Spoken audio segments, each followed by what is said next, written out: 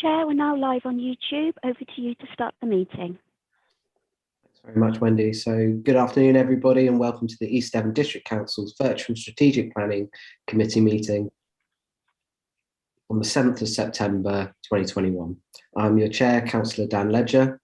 Based on the decision of our extraordinary meeting of Council on the 26th of July, I would like to remind both members and public attending or watching that this Council has delegated much of its decision-taking powers to our senior officers. This is for a short period of time only, till the 17th of January 2022, and is due to concerns relating to COVID risk. Consequently, this meeting is being held remotely and on a consultative basis only. We will continue to adhere as closely as possible to the procedural rules detailed in our Constitution. However, where this meeting would have normally decided a matter, it will now make a recommendation to a senior officer. The officer will then take that recommendation into account when making their decision. The meeting can be viewed live online and will be recorded. Please bear this in mind throughout the meeting. Therefore, may I remind colleagues to be careful with their language and that the code of conduct applies throughout our meeting.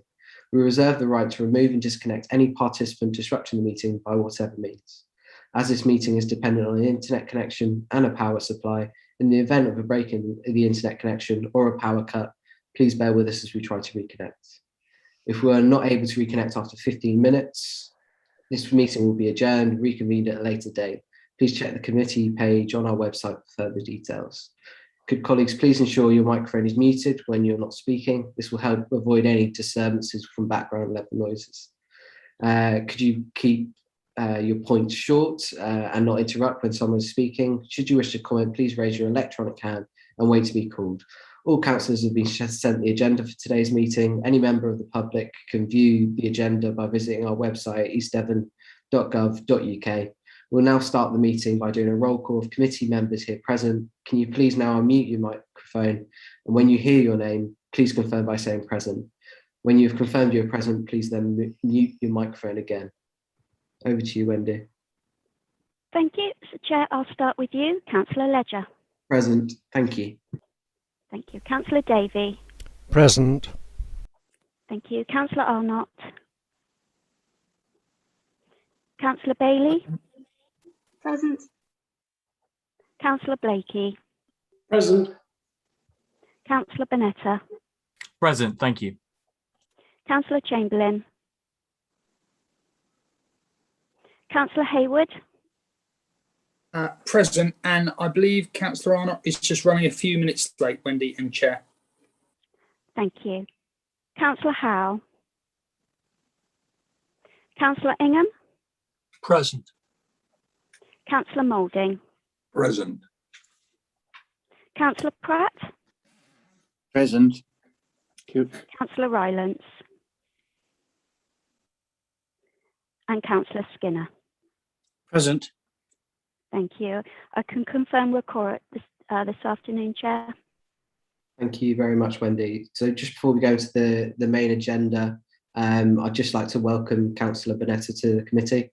I understand this is his first meeting, so we look forward to your contributions over the following term. So agenda item 1 is public speaking. I understand that we've got no public speakers registered to speak today. That's correct? Yes, that's correct. Thanks very much. So agenda item 2 are minutes of the previous meeting. So if anyone has a comment on the minutes, can you raise your electronic blue hand? No hands are raised. I'll take that as an indication that you're happy to recommend that the minutes are approved. So I'll take that as a recommendation that they are approved. Agenda item 3 are apologies. Wendy, do we have any apologies? Yes, we have one apology from Councillor Allen. Thank you very much. Agenda item 4, declarations of interest. This is going to be from Wendy again.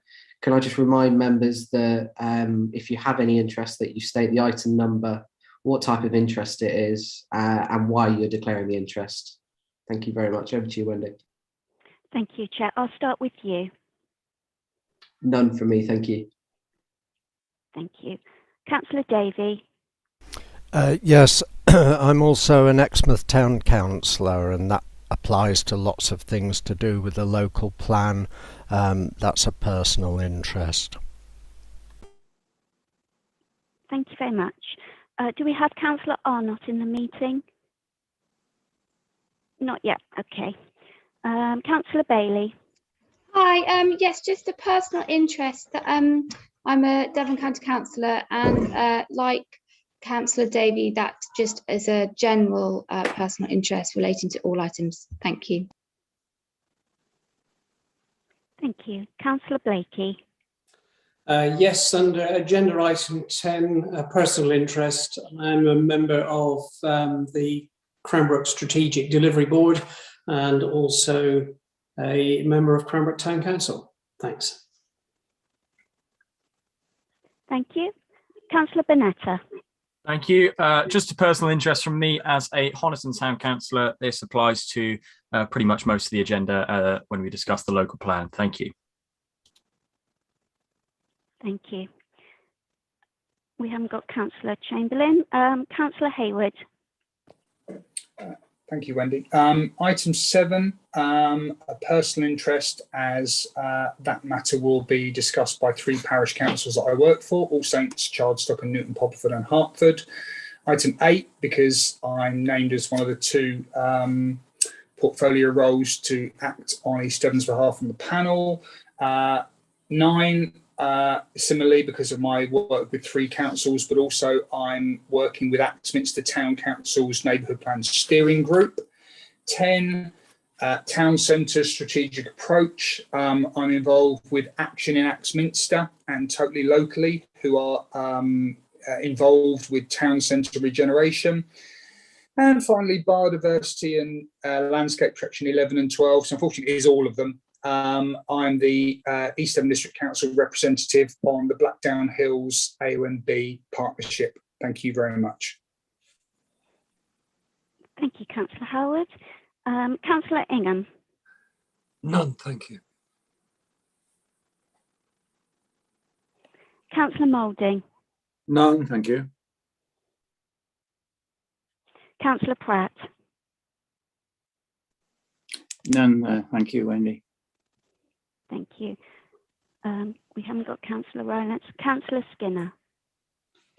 Yes, I'm just going to reiterate the interest that I had at that I declared at the last meeting, is that it's a personal interest and I own land in Tallerton that is in the HELA process. Thank you. Welcome to Councillor Arnott. We have got Councillor Arnott. Do you have any declarations of interest, Councillor Arnott? None that I'm aware of at this stage. Thank you. Thank you very much. Back to you, Chair. Very much, Wendy. Agenda item 5 are matters of urgency. So I can confirm that there are no matters of urgency on the agenda today. Agenda item 6 are confidential and exempt items. Again, I can confirm that there are no confidential or exempt items. Item 7, working towards a draft local plan for approval for consultation in March 2022. Ed Freeman, it's over to you to present your report. Thank you, Chair, and good afternoon, members. So this report follows on from an item I brought earlier this year, which was a timetable for local plan work and committee items for members to consider during the course of this year.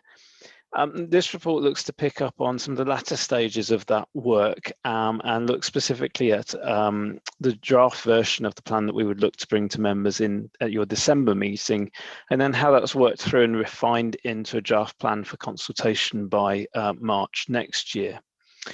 So the report just talks you through some of that background and the scope of the local plan that we've discussed at previous meetings, as well as the relationship with the council plan and the wider objectives of the council and the work that's going on to establish visions, aims and objectives for the local plan. The key thing I wanted to focus on is obviously section 7 talks through the format and chapter and the structure of the plan that we're looking to bring forward.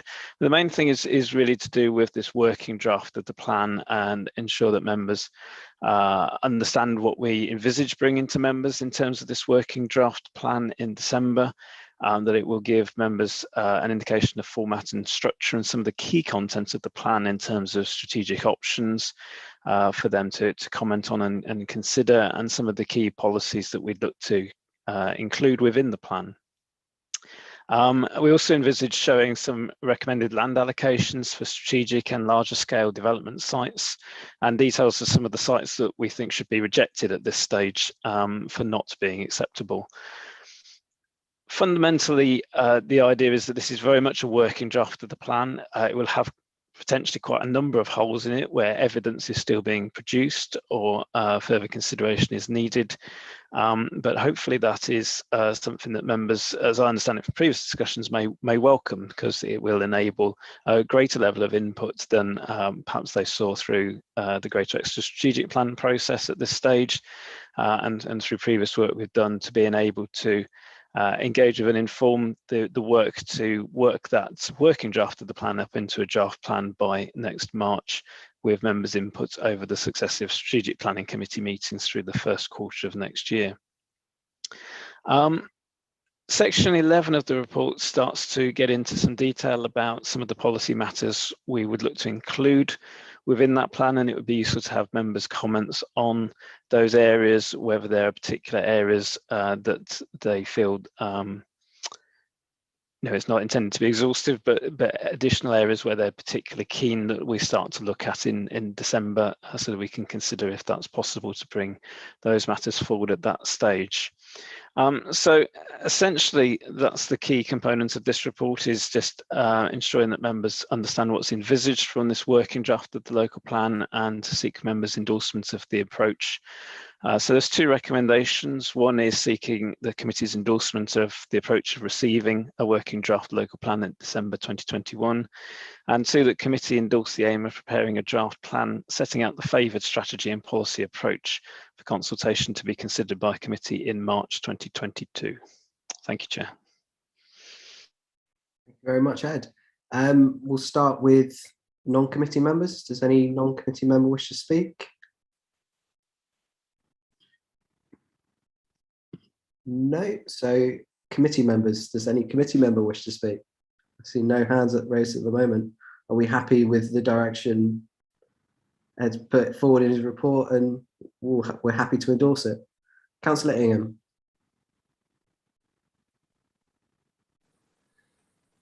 Thank you, Chair. I'm certainly happy to go along with the format. I'd mentioned item 11, I think it was, wasn't it, you know? With regard to that, I think it's important when we look at housing provision across the patch and with our neighbouring districts, we have to take a grand plan vision of this, you know, look at the whole picture and say, where are we anticipating economic growth? Where can we, with credibility, attempt to generate innovative business?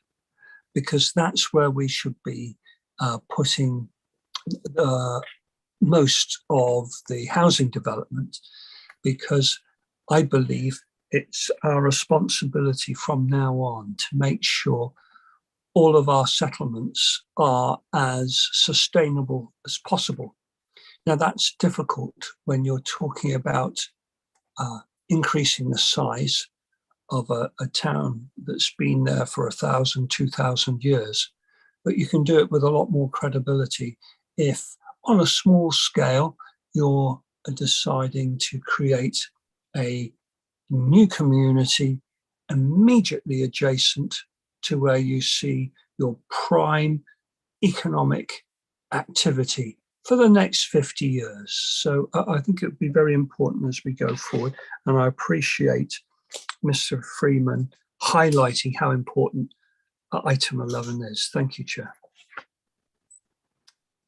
Thanks very much, Councillor Ingham. Does any other member wish to speak at this time?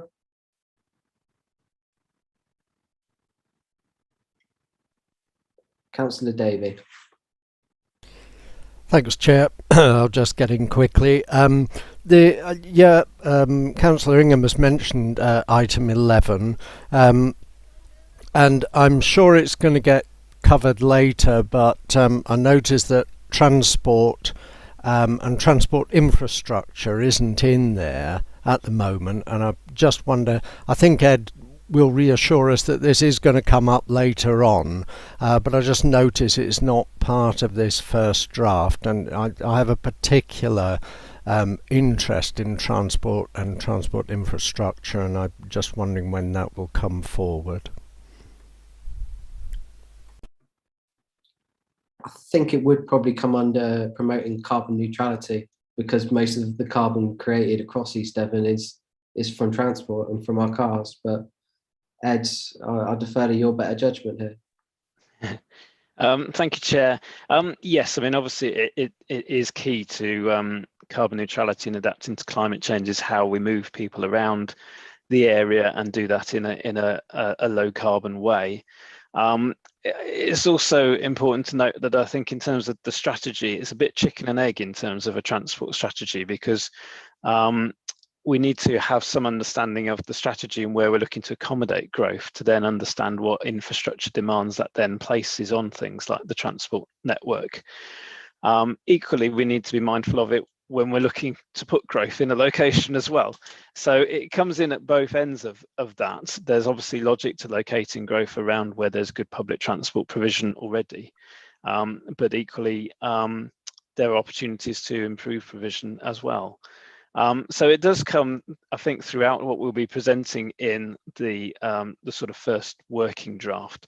But I think before we do too much work in terms of developing a transport strategy, we probably as officers need to have a better understanding as to where members consider growth should be most located, and then start to develop a transport strategy alongside working up those proposals, rather than spend a lot of resource now looking at potential transport strategies across different locations in the district, which when a lot of that might be redundant if members have a clear preference to particular locations.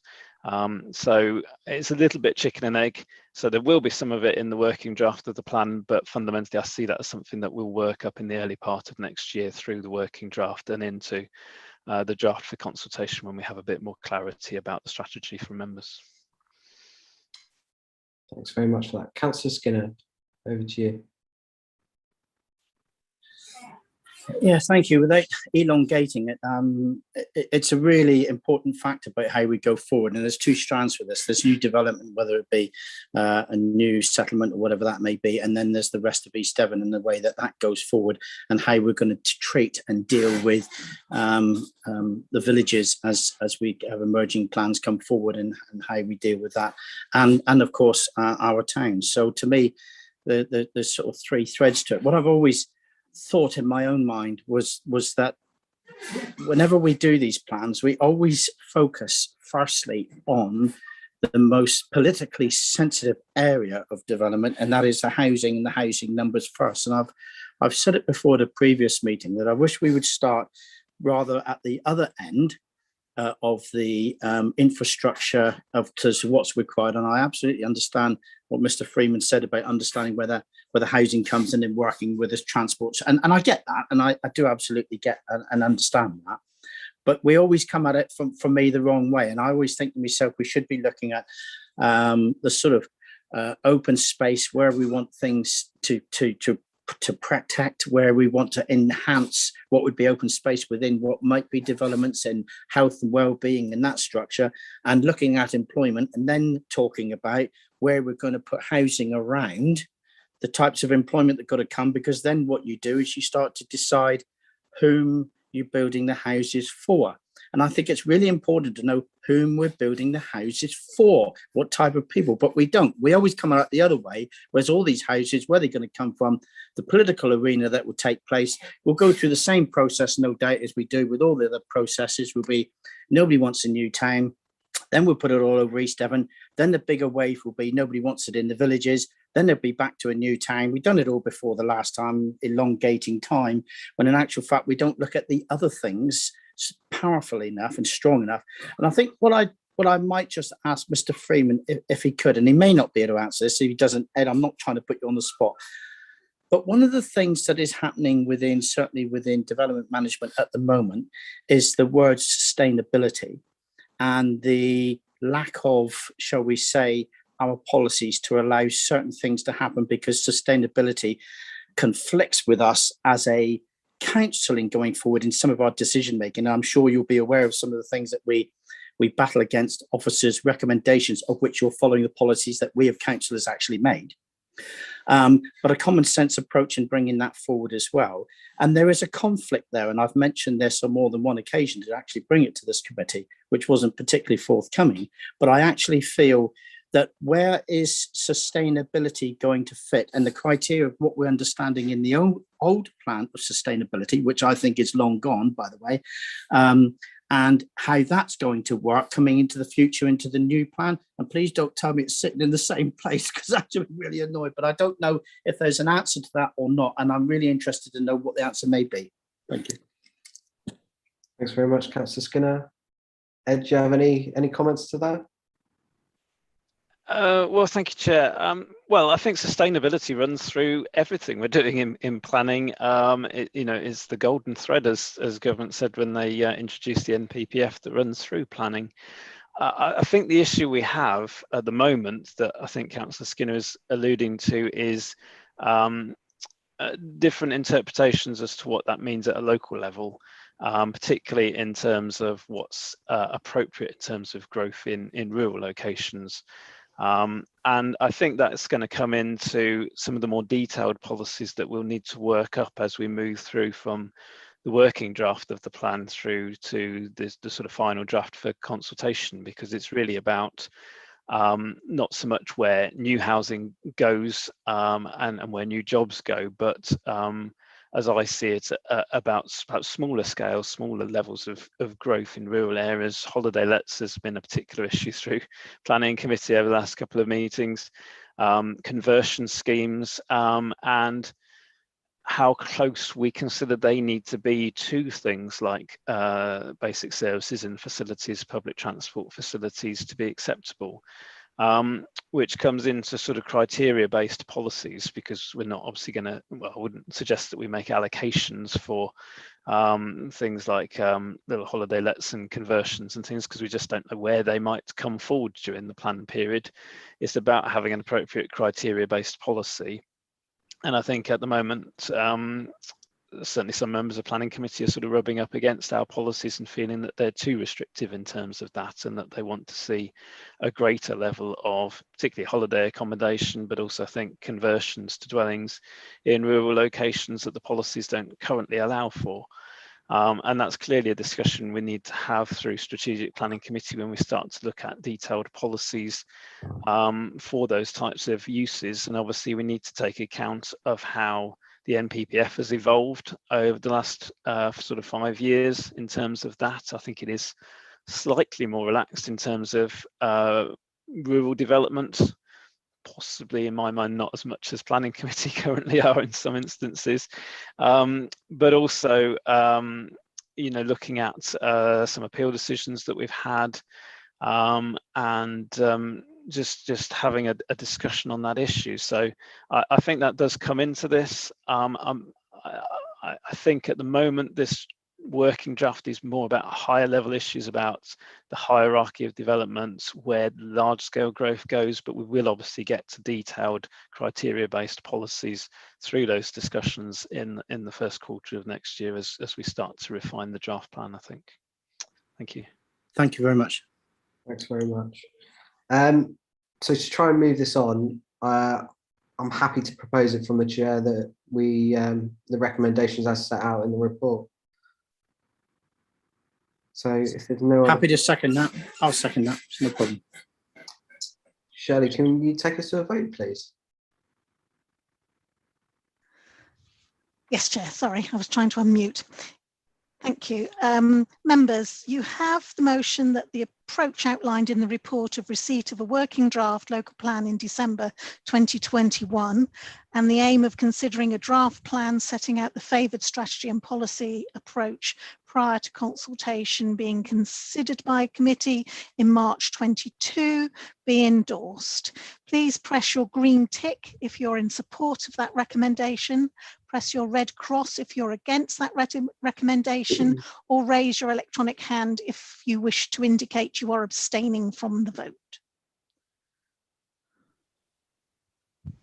Thank you. The vote is currently taking place. We have 10 votes in support, no votes against, and no abstentions. So that's recommended to for officers' approval of endorsement. Very much, Wendy, and thank you very much, Mr. Shaw. Agenda item 8 is the HELAR panel constitution and role, and again it's over to Ed Freeman to present his report. Thank you, Chair. Again, this report follows on from a report we brought earlier in the year. In this case, 22nd of June, meeting members will recall that we reported on the sites that had come forward through the Housing and Economic Land Availability Assessment, or HELAR. And members requested that further information on the composition of the HELAR panel is brought back to committee before the panel's first meeting, setting out the role of local members on the panel. So this report seeks to pick up on that resolution and brings to you a proposed constitution in terms of reference for the panel. It's important to stress from the outset that the role of the panel is very much an advisory capacity. The intention is to utilise the breadth of experience and expertise on that panel to advise us as to which sites that have come forward are achievable, taking into factors such as the constraints of the site, their viability and deliverability. This is something that government guidance tells us to do in terms of engaging with the development industry and appropriate expertise to help to advise us. Obviously, we have an excellent team of planners and expertise in-house, but there's a broad range of factors that go into delivering sites, and we need to make sure that we can show that we've had regard to all of those issues and engaged with the development industry in that process. So appended to the report is a panel constitution and terms of reference, which hopefully provides you with some reassurance again about the role of the panel and how that will operate, its advisory capacity and the membership of the panel, which is detailed at paragraph 2.2.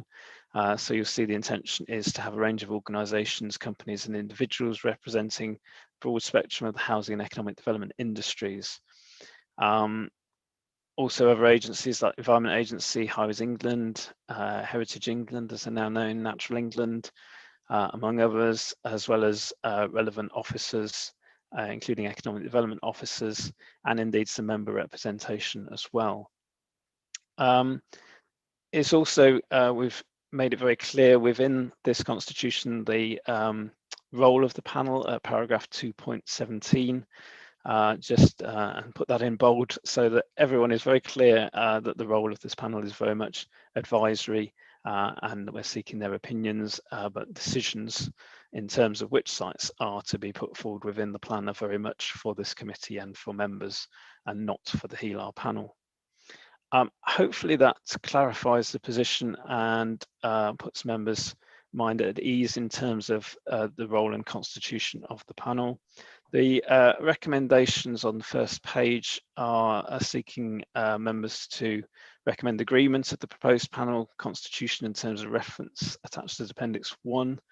In terms of recommendation 2, because there is no one to onward recommend to the recommendation, I would suggest should be amended that Strategic Planning Committee endorse the appointment of the portfolio holders for economy and, oh sorry, actually this is one where it's recommended as a senior decision. So the suggestion is to appoint the portfolio holder for economy and assets and the portfolio holder for strategic planning to sit on the HELAR panel, and that members recommend agreement to delegate authority to myself and the portfolio holder for strategic planning to make any further minor changes that might arise from a review of the panel's constitution in terms of reference by the panel, stressing that those would obviously need to be minor, otherwise they would need to be brought back to the committee. Thank you, Chair. Thanks very much. Mr. Freeman, does anyone from outside of the committee wish to speak? Councillor Faithful, over to you.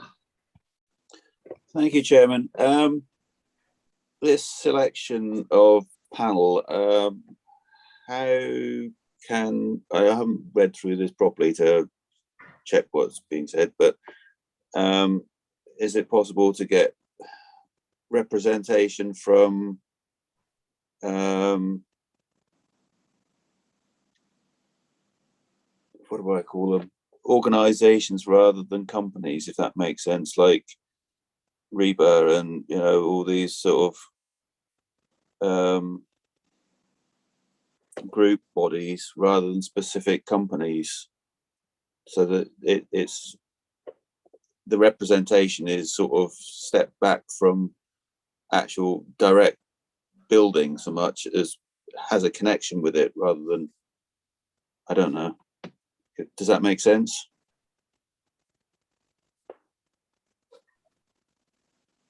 Slightly. Could you, are you saying that you wish for members to be slightly removed from the actual building industry? That kind of removes it, so we're looking for expertise in this particular area, not people that associate with the area. I would have thought like the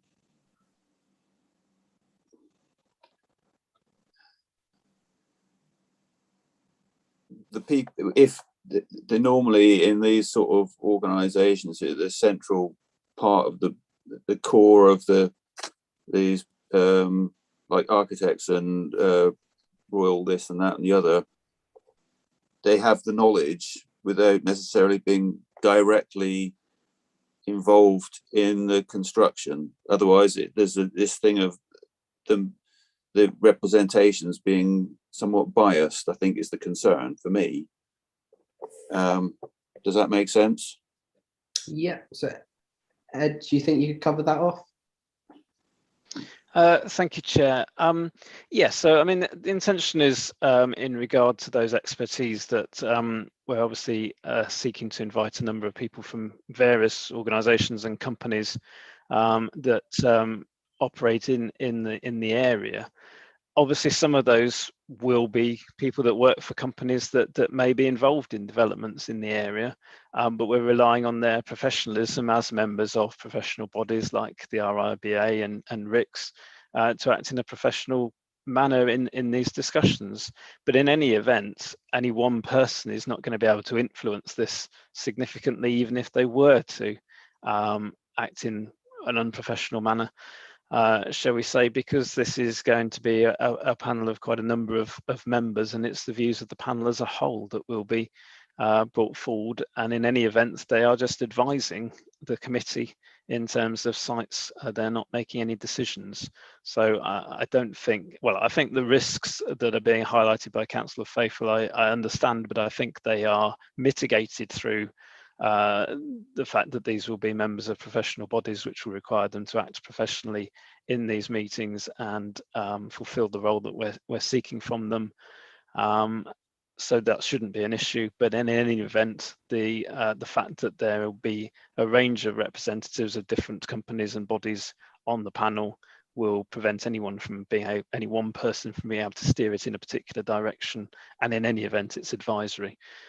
So I think we've got that appropriately mitigated and controlled so that it's not overly influencing the panel. Thank you. Thank you very much. So we'll move inside committee now, and first up it's Councillor Bailey. Thank you very much. So I was very keen for this report to come back to shed some light on who makes up the panel. And unfortunately, I don't feel reassured, and I don't feel that my mind's been put at ease. In fact, I feel considerably less reassured because all we've got is a generic list. I don't understand why we haven't been provided with the information that was requested. I don't feel any further forward than we were 3 months ago. I don't accept that because it's advisory, that's okay. Who are the people that are going to be sitting on the panel? Why haven't we been provided with the details of them? And I'm generally rather frustrated by this report because I don't understand why we haven't been given this information. I'm also concerned because I don't know what criteria they're going to be judging sites against. For instance, will there be the areas reserved for minerals? Will that be a criteria? Where do we see those? And I think it's really very much drawing a kind of artificial distinction, simply dismissing it and saying it's advisory only and members make the decision. Well, are members ever going to put forward a site that wasn't considered deliverable under the HELAR process? No, I don't think they will. So I would like to see further work done on this, and I just can't understand why the information that, I mean, I don't think I could have been clearer in what I was asking for, my expectations, and I think that was the expectation of other members. I don't think anybody would have expected a generic list to come back at this stage. Well, I certainly wouldn't have. And actually, I feel alarmed because there are so many house builders on that generic list. And actually, I thought that's what we were trying to get away from, to try and bring broader input from other sectors who also are really important in development, not just house builders. I mean, what about you know, renewables? We've got, what about solar? Those, I mean, I just can't understand it. And I think also I do have a nagging ongoing concern about highways and how this is going to actually progress properly if we haven't got the highways department on board, and we can't have sites being considered through the HELAR process unless there's highways input, because we're going to get into a right muddle. And I know that we've talked about doing the biggest sites first, but is that going to work in practice? So I would like to make a recommendation, not this recommendation, but that more work is done. But I'm happy to wait to put my recommendation for a little while. But in essence, I haven't seen the detail of who's going to sit on the panel. Nobody would ever in their normal life take advice from people who they didn't know who they were. And I think whilst there might be a broad range of people and developers and whoever else, I think it's important that each site is considered in a consistent way. So there's a breakdown in that panel, so that there's a minimum number of representatives from different sectors, whoever they may be, when each meeting takes place. And I would like to see the matrix for the consideration. I'm sorry if I've missed that, I don't think I have. And I also want greater clarification on highways, because it's essential, it's absolutely essential. And I want to know what the latest is with regards to how much input highways can give us. Thank you. Thanks very much, Councillor Bailey. We'll go to Councillor Ingham before we go back to Ed. So Councillor Ingham, you're up next. Thank you, Chair. I wasn't going to say this, but after the last speaker, why do you think guest was instigated?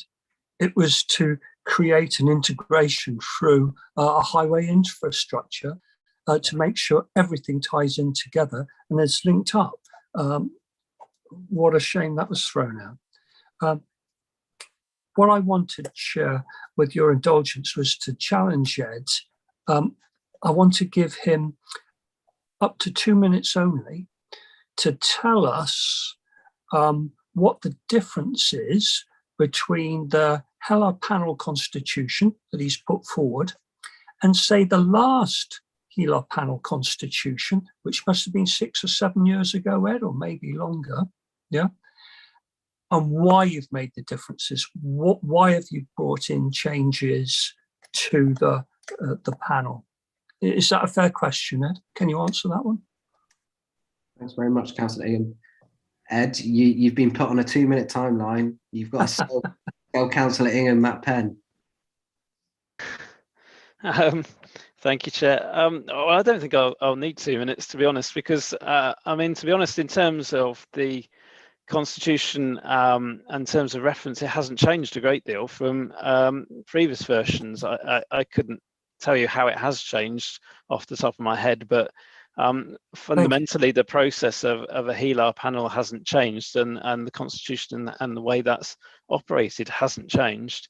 It has a key role in advising us, but fundamentally this is very similar to the last HELAR panel, which I think fulfilled its role excellently, and the reports are still there on the guest website if members need reassurance of the outputs that come from this process. But I think it was really useful for the guest process and will be really useful for our local plan process as well. Thank you, Chair. Thank you, Ed. Ed, do you think you could just cover off some of Councillor Bailey's questions as well while we're here? Yes, so in terms of the constitution of the panel, I mean, in terms of actual names and organisations, we have so far written to a number of organisations asking if they are available and who would be available to be on this panel. We haven't invited anyone specifically yet.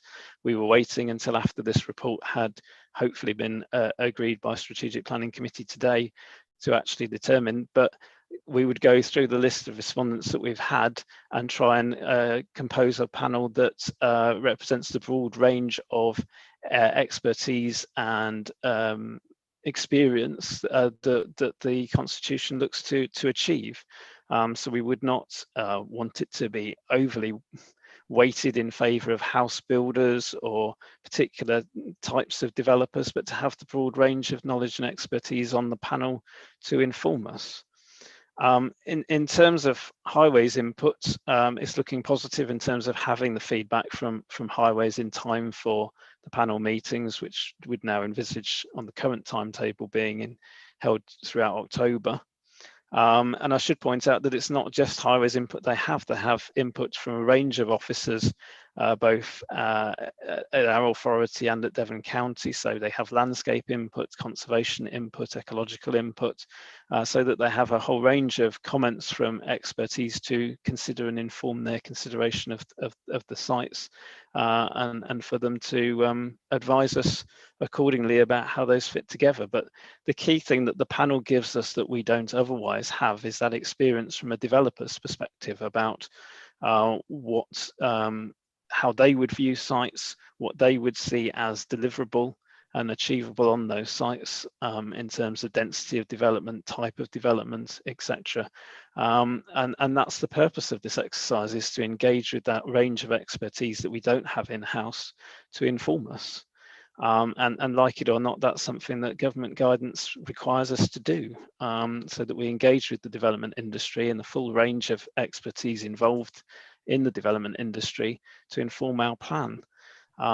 If we don't do that, there is a real danger that we come unstuck later down this process when certain issues get raised that we weren't aware of later in the process because we didn't engage with those expertise and that experience at this early stage.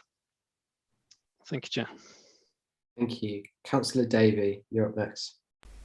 Thanks, Chair. And this is another one for you, Ed.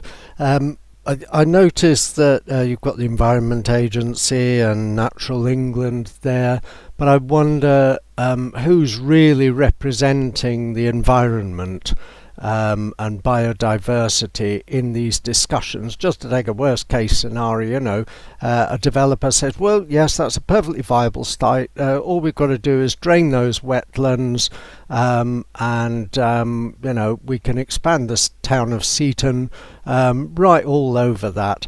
So I'm just wondering who is going to speak for the environment and environmental considerations, because I understand that it's only an advisory panel and they are looking at this from an achievable development point of view, but I think that certain things possibly need to be ruled out early on if the environment is simply going to be trashed in order to provide development. I think that leads into climate change and climate change considerations from the HELAR panel as well. But Councillor Davey, you can keep your mitts off our wetlands. Councillor Skinner, you're up next. Thank you, Chair. I didn't know if you wanted Ed to answer that particular point, but that's fine. I've got quite a bit of experience in this, in that when we had our very first SLAR process, there was only one councillor sat on that panel with all the developers and the Environment Agency and goodness knows who else, the good and the great. And that was myself. And it was a very learning experience. And I honestly thought, sat with Barrett Holmes and all the other, lots of other people as well, Redrow and all these sorts of people. That's for the SLAR process. And it was a very learning process that I learned myself about how, and the point that Ed makes is very, very relevant, how the developers see landing coming forward. And I was really surprised at how they could see areas of land that they put in, and some bits that would work, some that wouldn't work, some that they said, you know, this isn't going to stack up because of their experience. And I think what Ed is talking about is that we're pulling in a composition of different types of people that have the experience that we don't have as councillors. And I've always said, and I will always maintain my way in the way I think, is I've always seen developers as partners of a local authority. We may grant planning permissions, but unless we have developers who are going to invest their money into developing, whether it be housing, whether it be economic, whether it be for SANGs, whether it be for open space that they have to involve in, if we don't view them in that light, then in actual fact, we haven't got anybody who wants to develop into a place where they want to see where we want to see development take place. What the process is trying to do is it's trying to ascertain and understand as we go forward and gain that wealth of knowledge. And I can only hope that good people come forward and sit on the panel to help in that process. And there's almost a thought of thinking that in some way, some of the comments that have been raised already is it's being biased, it's all developer led, it's being this. It's certainly not that. And there needs to be an understanding of that. We need to understand that we are going to take on development. And what I want to be able to do is to sit on, whether it be on that panel or whether it be on strategic planning, I want to be able to have the wealth of information, of knowledge, as much knowledge and as much information that I can gain in coming forward. And if a panel of people who set out here and the environmentalists and the rest of it, and as it moves forward, and I have no doubt that the process that Ed you have in when you suggested that yourself and the chair of strategic planning may be able to have the ability to maybe flex in some way in going forward and have the ability to flex in some of the things that need to be said, that if you felt that there was a need for somebody, there was something missing or lacking, or somebody came forward who didn't come forward early but could come onto the board later, but would add weight to what we're doing, I welcome that. I welcome it with open arms to be able to understand all the things that are coming forward, with the sites that are coming forward, how they would work, how they would not work, and how developers view some of those things coming forward. And it's not just about that. There's also, I was trying to look at an employment site developer, a land agent representing the economy development land as well. There's a raft of things here, along with other people as well. And I absolutely support the chair of strategic planning and the chair of economy and assets sitting on this panel, as they are the lead councillors of this authority. And they absolutely need to be on this authority. And in fact, the recommendations going forward that have been put forward on recommendations, I believe it's 1, 2, and 3. And so I was looking at the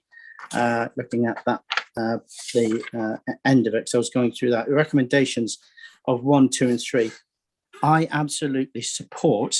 And I would like, if you don't mind, Chair, through yourself, I would like to recommend the recommendations that have come forward. I don't see it lacking, and I do see the flexibility that if there was any thought of somebody wasn't at the table that you wanted to, that yourself and Mr. Freeman and perhaps the economy portfolio holder, that yourselves would work together, say, we're lacking in a particular area if there were concerns, and somebody may come on board. So I'm going to move the recommendation, Chair, that I fully support and endorse all the way that it's going forward.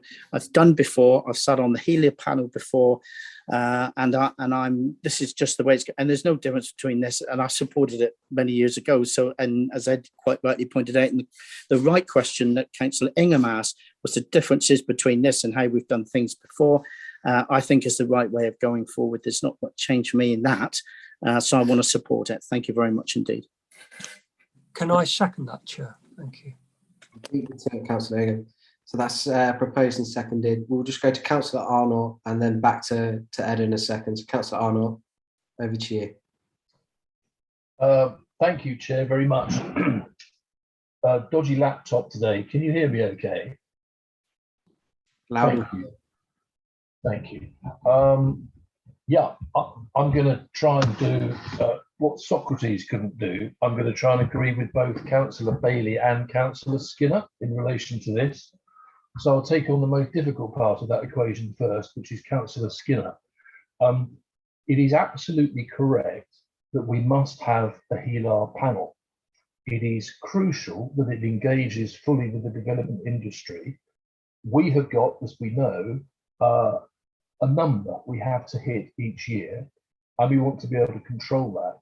And it's going to be next to impossible to do that unless we, as represented by officers and some members, sit in a room and hear what they have to say. There's some detail in there. I'm not sure how helpful it will be for us to have somebody sitting there who's an expert on student accommodation, for example, but it's a broad church, isn't it, if it involves all these authorities there. I think Councillor Ingham has mentioned an interesting point, which is the greater extra strategic plan. And what this does, this to me is a key part of the work to fulfill our promise on leaving that, on our duty to cooperate. And it's actually, it's almost like a working group that does that. So I think there are positives to this, and in fact, there is no way that we cannot do this. That said, I'm also concerned with what Councillor Bailey has said about who's on it and the clarity of the democratic structures. And I'm not sure we're quite there yet in this paper. There are some straightforward questions that may help me if I can ask Mr. Freeman through you, Chair, please. So, for example, who chairs the HELAR? Who is chairing those meetings? That's the first question. Who chairs the steering group? And indeed, who is on that steering group? It may be there, forgive me if I've missed that, but who chairs both of those? What form of report comes out of those HELAR meetings? Does that just come back to the lead officers, or is that something that's available in due course for members to see as well? Yeah, those are three questions for now. Thank you, Chair. Thank you very much, Councillor Arnott. Mr. Freeman, over to you. I think you've got, like Councillor Arnott, like the HELAR plan, it's a pretty broad church of items to discuss. Climate change, makeups of the panel, and the such like. Yes, thank you, Chair. Yes, if I might first of all just dial back to Councillor Davies' question about environmental considerations. I mean, the HELAR panel will have advice from officers on environmental considerations, so written submissions there. And as has been said, you'd also have the Environment Agency, Natural England, and indeed officers in the room. So I think there'll be plenty of people to ensure that environmental considerations are given due consideration. I would also say that developers are not, not blind to the fact that there are environmental considerations that they have to have regard to, and I doubt that a developer would ever sit there and suggest filling in, a wetland area or something like that, because they know that's clearly not going to be acceptable to us further down the road, and so it's pointless to do so. I think developers are more environmentally aware than that. In terms of Councillor Arnott's questions, I'm just actually checking. I think from memory the chair of both the panel and the steering group is one of our members. I'm just trying to check in the text. I'm pretty sure the chairmanship rests with us. Sorry,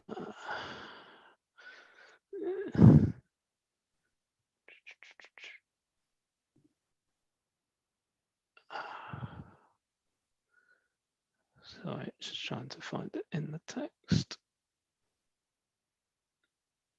Perhaps I can come back and just confirm that, but I'm sure that I'm 99% sure the chairmanship of the panel is with us. In terms of the other question, while I'm trying to look for that, is I mean, the outputs is basically a report with a summary conclusions of the panel's discussion on each site. That report then comes initially to officers for obviously for us to consider, and then would be brought to the committee as evidence for the local plan, and ultimately be published and consulted on alongside the local plan. For an example of the outputs, the HELAR that was undertaken in 2017 for the GESP is actually published on the GESP website. I think it's about 700 pages long, but it's essentially just a tabular form with some conclusions of the discussion on each of the sites, which we can then take forward as evidence for members' consideration of each of the sites moving forward. Ed, do you want us to come back to you? I've got two more. Yeah. We'll come back after. Yeah. Thank you, Chair. So we'll take Councillor Pratt, then Councillor Bailey. We've got a motion on the table, and then we'll take it to a vote after those two speakers. So Councillor Pratt. Thank you, Chair. I welcome the appointments of the Chair and also Councillor Hayward on the panel. I don't know how many times, Ed, the panel will meet, but it might be worthwhile appointing one or two other members as a sort of a reserve in case Councillor Ledger or Councillor Hayward were not available for those meetings. But I'd like your opinion on that. Thank you very much, Councillor Pratt. We'll come back to Mr. Freeman in a second. Councillor Bailey, coming back to you. Thank you. When Ed kindly answered my question, I feel he was actually answering a different question to the one I asked, because I don't really need convincing of the importance of the HELAR panel. I know we need to have a HELAR panel. I know it's important. I know it's a fundamental part of the local plan preparation. But what I don't understand is why we haven't been given any details of the people who are going to sit on the panel. And so I don't feel that that question's been answered, and I don't know whether there's a reason that it has to be kept secret, or you know, I'm just not clear on that. So I'd just like some clarification. I'd like it to be spelt out why we haven't been given the details. Okay, the members may not have accepted that, you know, been written to but not accepted, but we haven't been given any details. And I'm not clear on the makeup, and I don't know what matrix they're going to be judging sites against, unless I've missed it. Thank you. Thank you. So, Mr. Freeman, over to you. Thank you, Chair. To be honest, I still can't find the reference in terms of the chairmanship, but I'm 99% sure the chair is one of our councillor representatives on the panel. Certainly, if it isn't, I can't see any reason why it can't be, if that gives members due reassurance of that. In terms of reserves, I mean, I think the key point here is that the proposal for the portfolio holder for strategic planning and portfolio holder for economy and assets is that they are the relevant portfolio holders with the expertise and knowledge that would feed into the panel and help to inform the panel from their own experience and knowledge from their roles. So certainly we could consider putting forward reserves, but I'm not sure who they would be in terms of appropriate knowledge and experience to inform that work, because the proposal is that they're not just there as members, they are there to use their own expertise and knowledge to help to inform the work of the panel. There's likely to be quite a few meetings, I think, so it could be quite time consuming because of the number of sites that have been put forward. But I don't think the intention was necessarily to have reserves necessarily. I think sometimes there may be that we can't have complete attendance at all the meetings, but I don't see that that's necessarily essential that we do. In terms of membership of the panel, I mean, I would say more if I could, but we have not constituted the panel to date. The point is, we've written to a number of bodies and organisations asking for people to put themselves forward to potentially be included in the panel, but we haven't actually formally invited anyone or constituted the panel yet. In fact, the motion today, if agreed to appoint the portfolio holders for economy, assets and strategic planning, would be the first two appointments to the panel. And happy to work with them to ensure that they are happy with the other members of the panel that are selected and be part of that process if that provides reassurance to members. Thank you, Chair. Thank you very much, Ed. We've got a proposal on the table. Councillor Arnott. Sorry, Chair. Yeah, can I attempt to add a fourth recommendation, perhaps, which is that strategic planning receive a further report in Part B from Mr. Freeman in relation to the composition of the HELAR and other constitutional matters. Something like that. The point being that I'm still not sure how they vote, what they vote on. I don't really understand what a recommendation from HELAR actually looks like when it comes up the line. And I just think just that little bit of clarity might help us. And the only reason I'll say this, Chair, and I will finish with this sentence, is this council has been heavily criticised before in this area of things, and it therefore behoves us to go the extra mile. So that would be it, just a fourth recommendation, just to ask for some more detail, but that wouldn't hold up a recommendation that didn't then hold up 1 to 3. And that would be my fear with the recommendation that you're putting forward, is with the HELAR panel looking to take place next month, there wouldn't be another meeting until after it had been constituted and started. So I'm looking for information, Chair. That's all I want, is further information to come back, not to hold it up. To help to try and move this on, would you be happy, instead of a report coming through, that Mr. Freeman writes to all committee members outside of this meeting with further detail of the information requested? Yes, that would be good. Thank you very much, Chair. Thank you. So Councillor Skinner is the proposer of that. It is a slight amendment. I'm willing to take it as an amendment. Are you happy to accept that? Could you outline it again for me, please, so as I can hear what you're saying? It's just another recommendation that states that Mr. Freeman will write to all committee members with further information on the HELAR panel makeup, the members involved, and just further detail. I would want to know where my seconder thought, but before that, I would like to know how Mr. Freeman feels about that. If he could comment, please, if he's happy with that. Through you, Chair, I'm happy to provide any additional information that the members want, certainly. Okay, then I'm happy with that. I've provided my seconder who runs with that. I think so. Councillor Arnott said it should be confidential. I think he's right. If you're going to be naming names and so on, it has to be like that. So I agree. If that is added, it would have to be confidential to members only. Agree. And do you mean, Councillor Ingham, members of the Strategic Planning Committee, or do you mean the members of the council? Well, it would only be sent to members of this committee, I think, was the intent. And is that Councillor Arnott's view?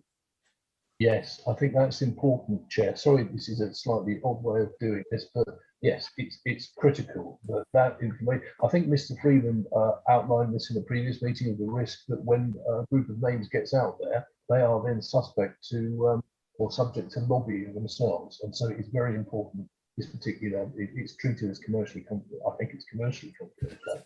So agree.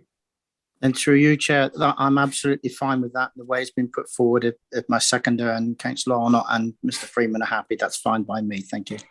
Yep. Very much. So we'll go to Mrs. Shaw for taking us to a vote.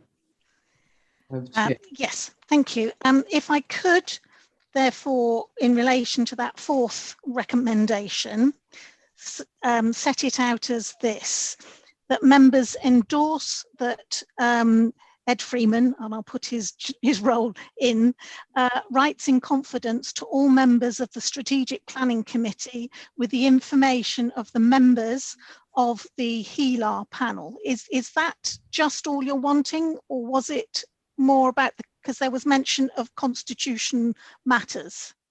And further clarity about some constitutional matters. Yeah. And further clarity. Okay. On constitution matters. Thank you very much. That said, we also have the 3 other recommendations that will go for a senior officer decision. That Strategic Planning Committee recommends agreement to the proposed panel constitution and terms of reference set out in Appendix 1.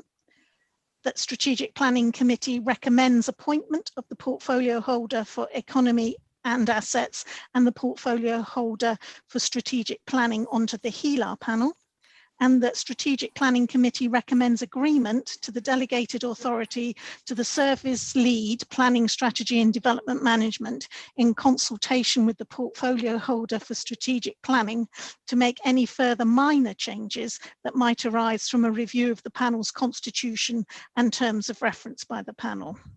Members, please press your green tick if you're in support of the recommendations. Press your red cross if you're against the recommendations, and raise your electronic hand if you wish to indicate you're abstaining from the vote. Thank you. The vote is now taking place. So I can confirm we have 9 votes in support, 1 abstention and no votes against. So that is carried in support of the recommendations for officers' approval. Thank you very much, all. Moving on to agenda item 9, the emerging new local plan and the relationship with neighbouring plans updates. Mr. Freeman, over to you again for a report. Thank you, Chair. So this report also follows on from a report that came to the committee on the 22nd of June with regard to the relationship between the new local plan and neighbourhood plans that are either have been prepared or are under preparation in the district. So this report sort of follows on from some of the recommendations that came about in that report about preparing a communications plan about how we would work together with neighbourhood planning groups in terms of production of new local plan.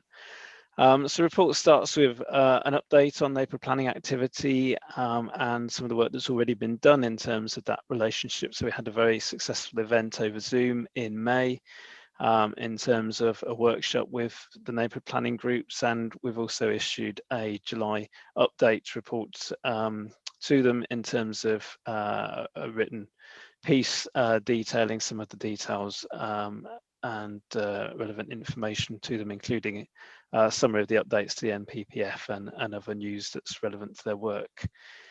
We've also been doing some research into neighbourhood plans.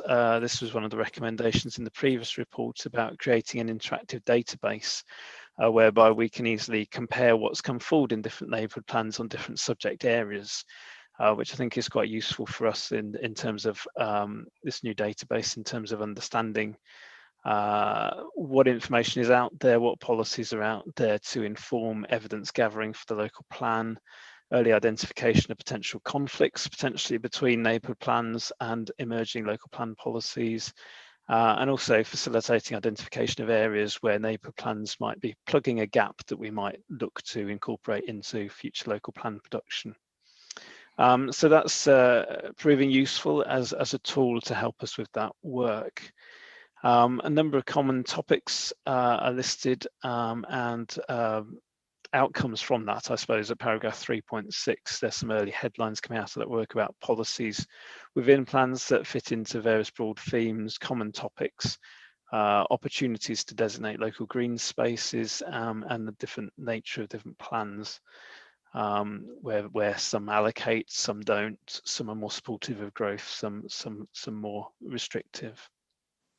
And then section 4 is really about this communication and engagement plan, and appended to the report is a communications plan that talks through a sort of timeline for local plan production and key things we will be looking to do through the neighbourhood planning groups to try and engage them in this work over that timeline.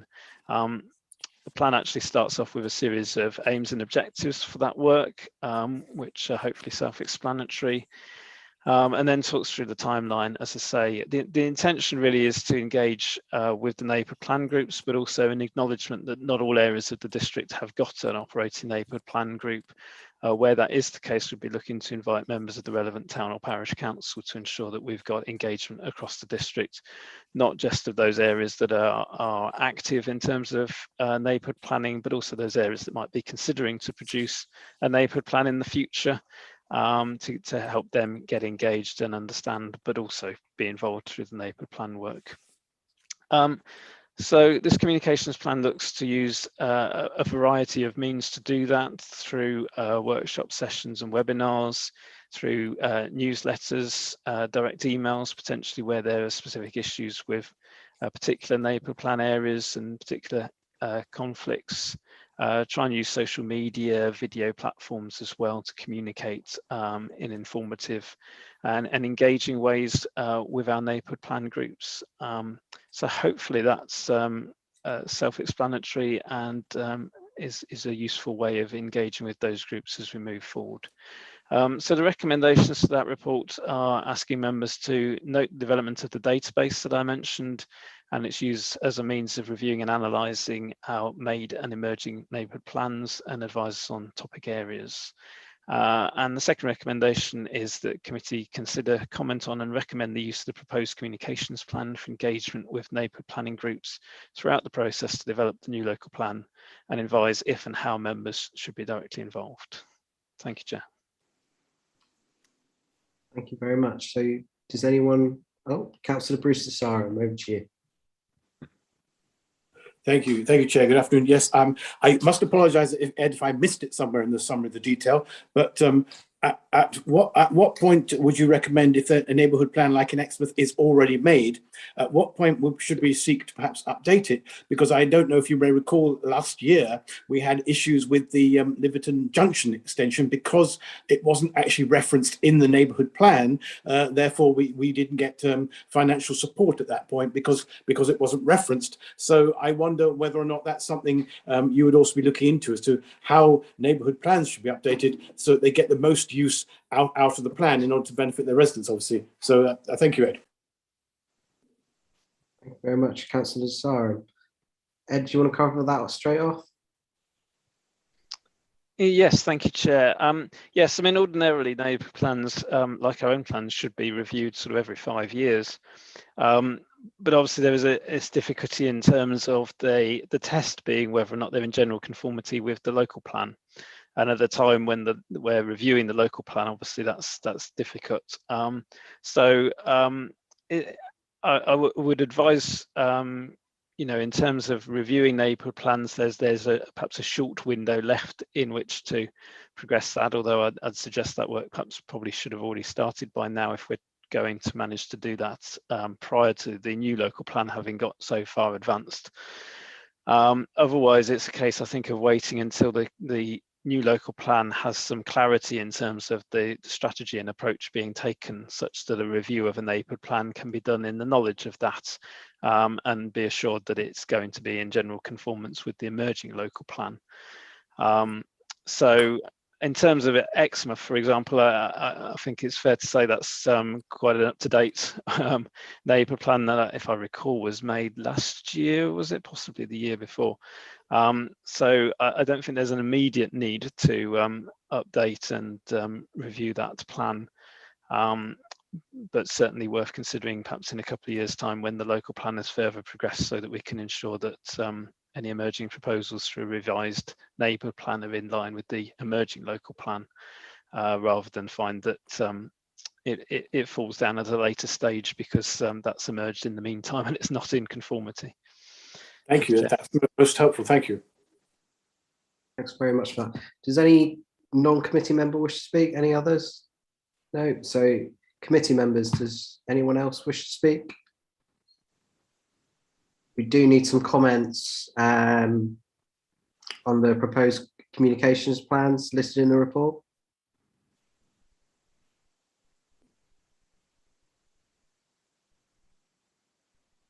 Councillor Skinner. I feel I'm speaking through a void because nobody else is. I think really and truly it is something whereby it's been identified for some work to be done, and that work is being laid out here in the way that it's going forward. And it is a communications document coming forward and how we communicate. And I've scanned through this report and I've looked at the recommendations, and I think unless anybody else has anything to add, I mean, I would just like to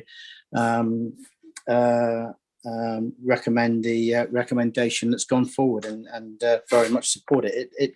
The neighbourhood plans are very, very important, and the comments that Councillor Tissaran made quite relevant, and Mr. Freeman answered that. And if it was an area I was going to touch on slightly, was that I think one of the shames is that if there are other parish councils wanting to start the process, and please, Mr. Freeman, if I've misheard what you said or misjudged it, that they may be a little late in getting to the end of their local plan their neighbourhood plan before the local plan gets finished. And what's inclusion would be, and I can only assume there would be inclusion at allowance for an inclusion, whether some clarity on that. But in principle, much of what's been within this document is really good. And I'd just like to, Councillor Haywood, my goodness, I am seeing him with his hair cut like that. That's brand new. Look at that. That's rather wild. He caught me out. I wondered who on earth it was, and that's thrown me.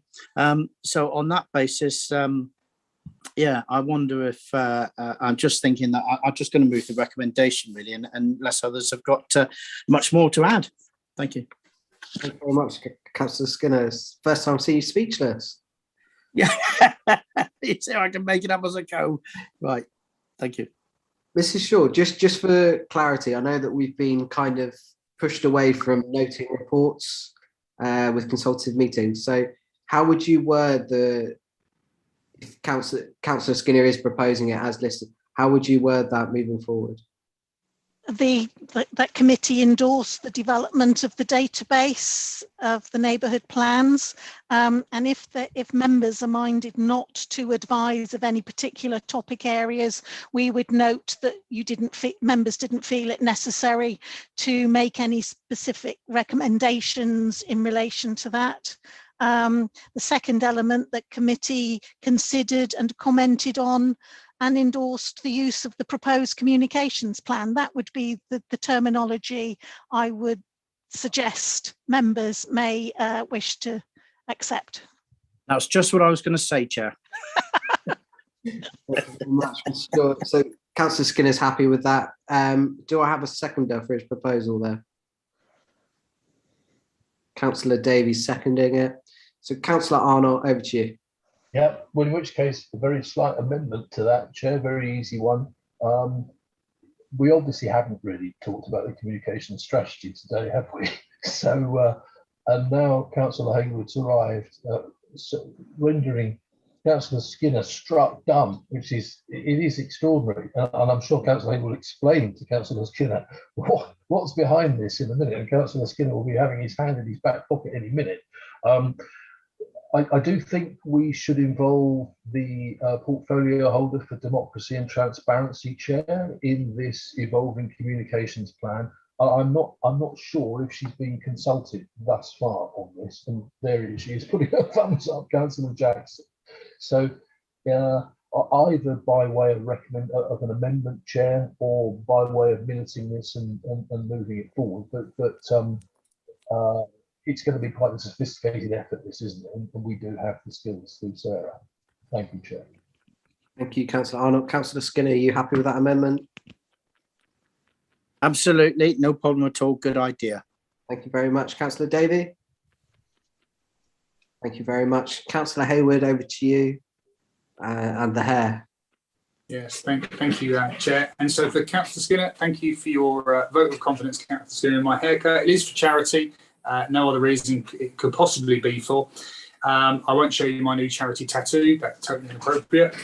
No, in terms of this, it is for someone who's been with 2 parish councils that have gone through this process and currently working with 2 others, it is quite a challenge. And I'm grateful for this report because it makes clear reference to the challenges that we as an authority face, that we have a duty of care to support parishes who are going through it.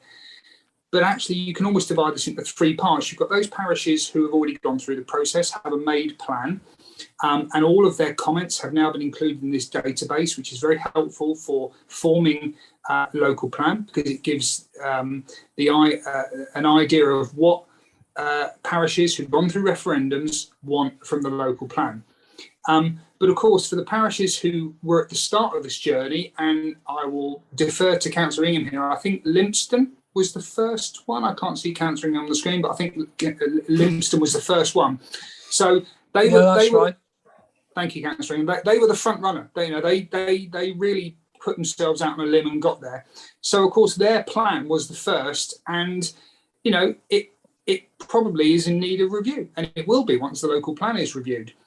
You've then got those councils that are in the middle of the journey, and they have a decision to make because they have to accord to the current local plan. We all know it's changing. We all know that there's new legislation coming through, reams of it. Mr. Freeman's been kind enough to share that with us.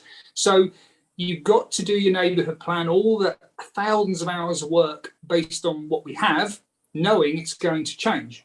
So you've almost got to be a bit sort of vanilla about it and make sure you're not really going out on a limb, otherwise you'll have huge amounts of work. And for those parishes who haven't started, I imagine they're thinking, we'll just keep our powder dry, we'll sit tight till we'll see how the local plan pans out. So you have these 3 tiers, all of them equally important because they all represent parishes that want to have a say.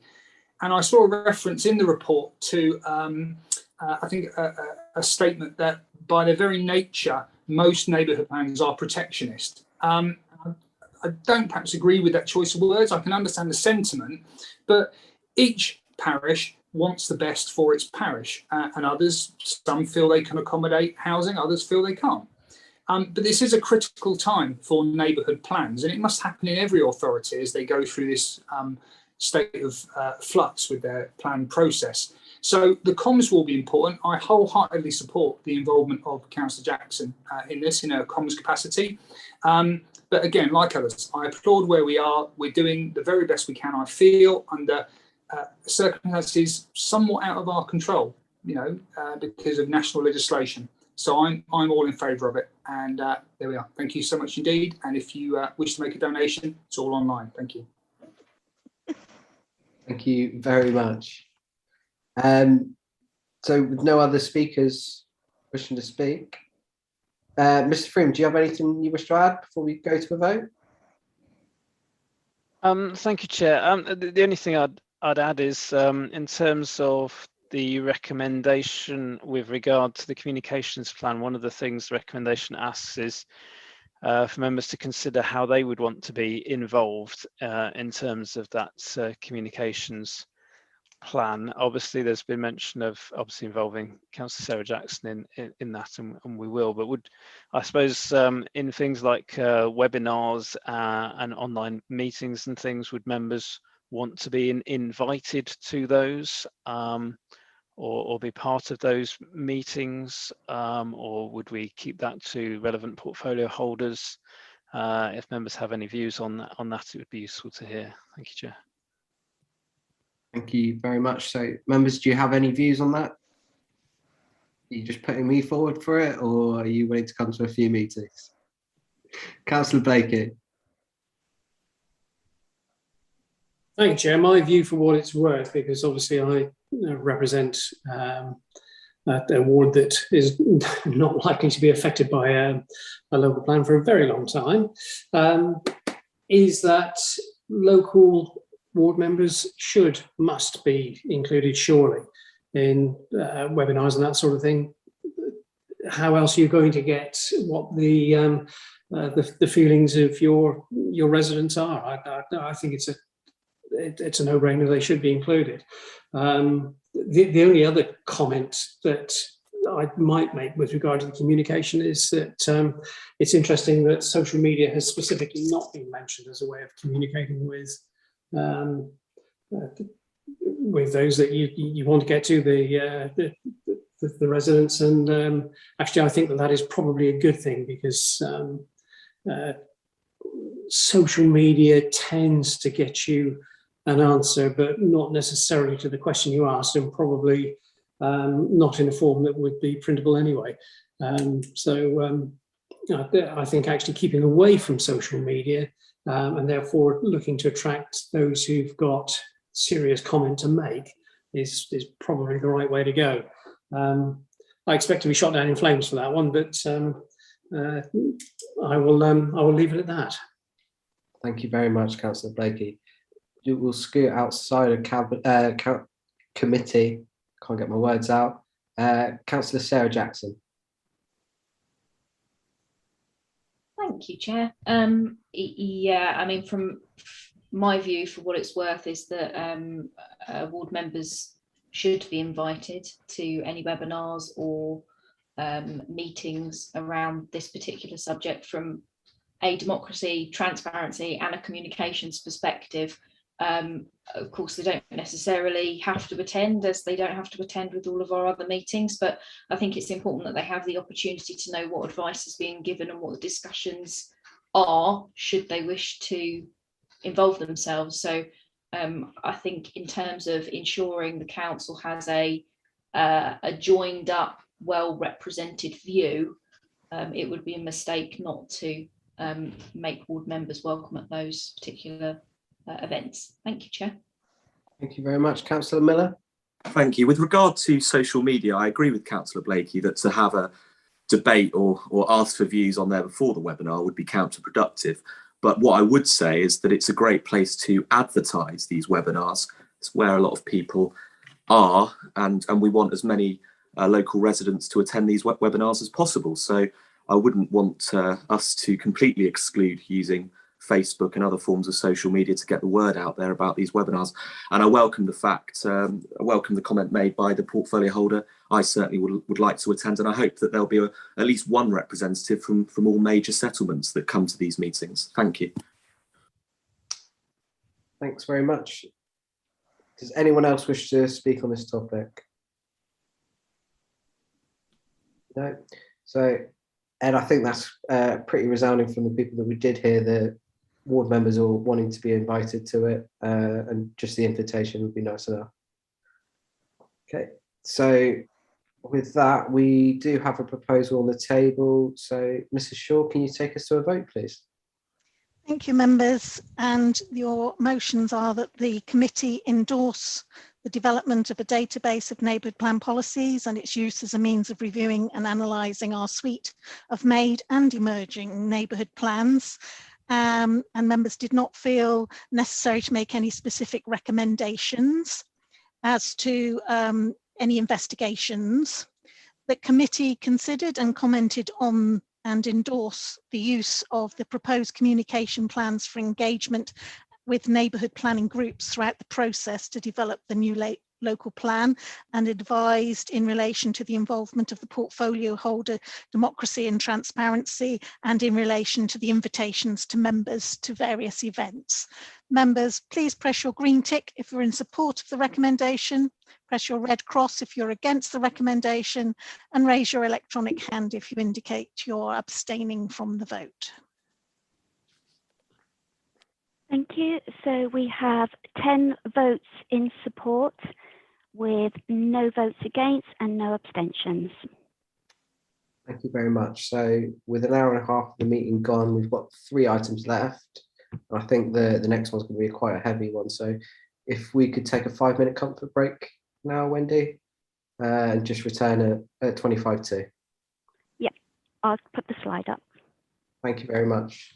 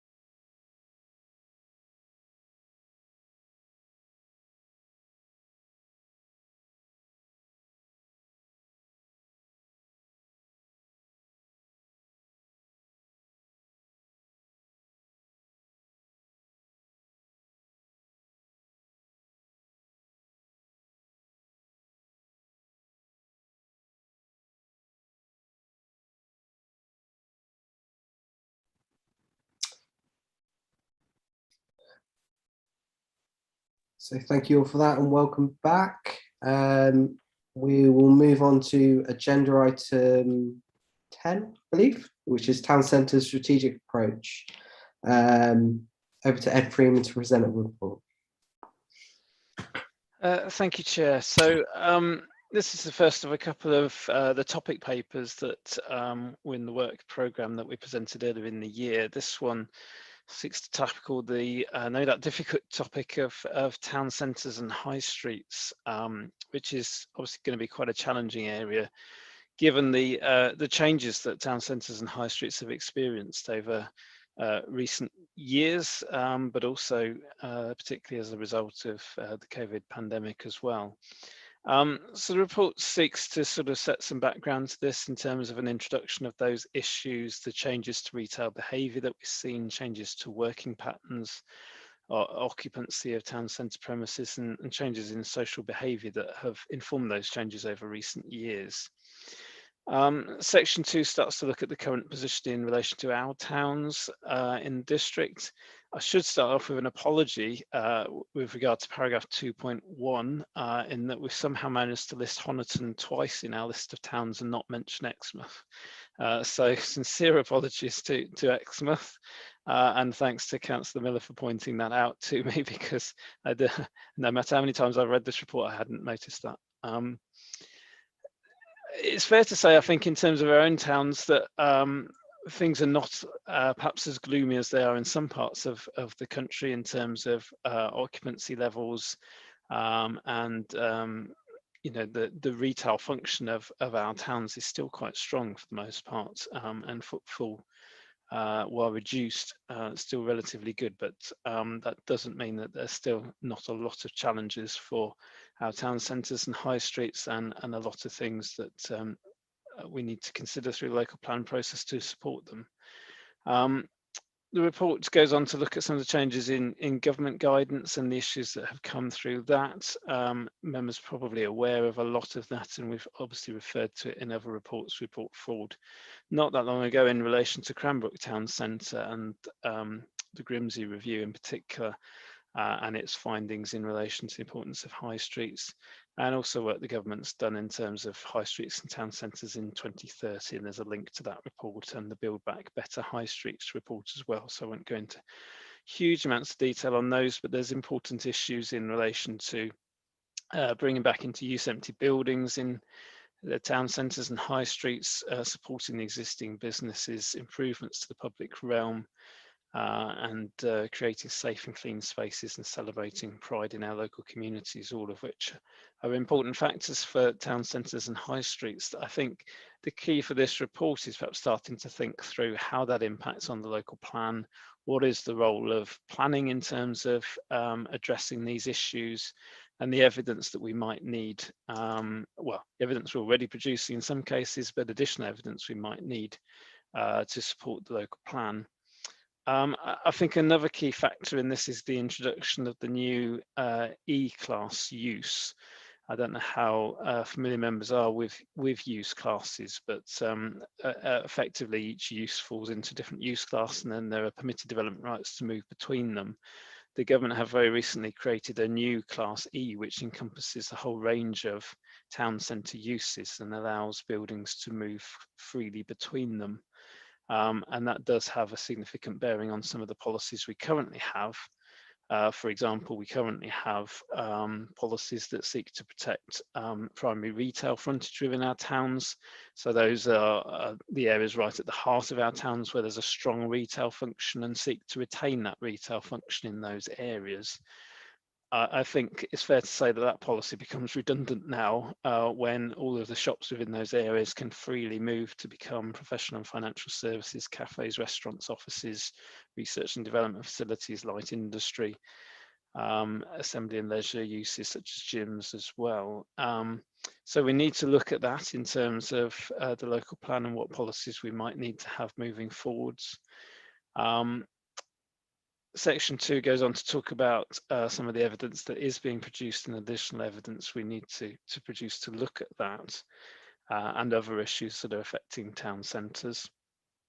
Section 3 talks you through some of the feedback we've had from the issues and options consultation, which I think generally is quite clear in terms of wanting to support the role of our town centres and high streets and enable them to diversify and find new roles around sort of event spaces, flexible uses, and sort of diversifying perhaps away from just a retail function, but retaining retail uses at the same time. The main points for discussion, I think, come forward in paragraph 5.2 in terms of potential approaches through the local plan. We tried to encapsulate those in sort of three real options. One is around sort of town centre first element. So we've long since had policies that seek to focus town centre uses within the town centre and resist out of town uses such as retail parks, supermarkets outside of town centres that can detract from those town centre functions and dilute the function of town centres and require things like impact assessments and sequential tests to be applied.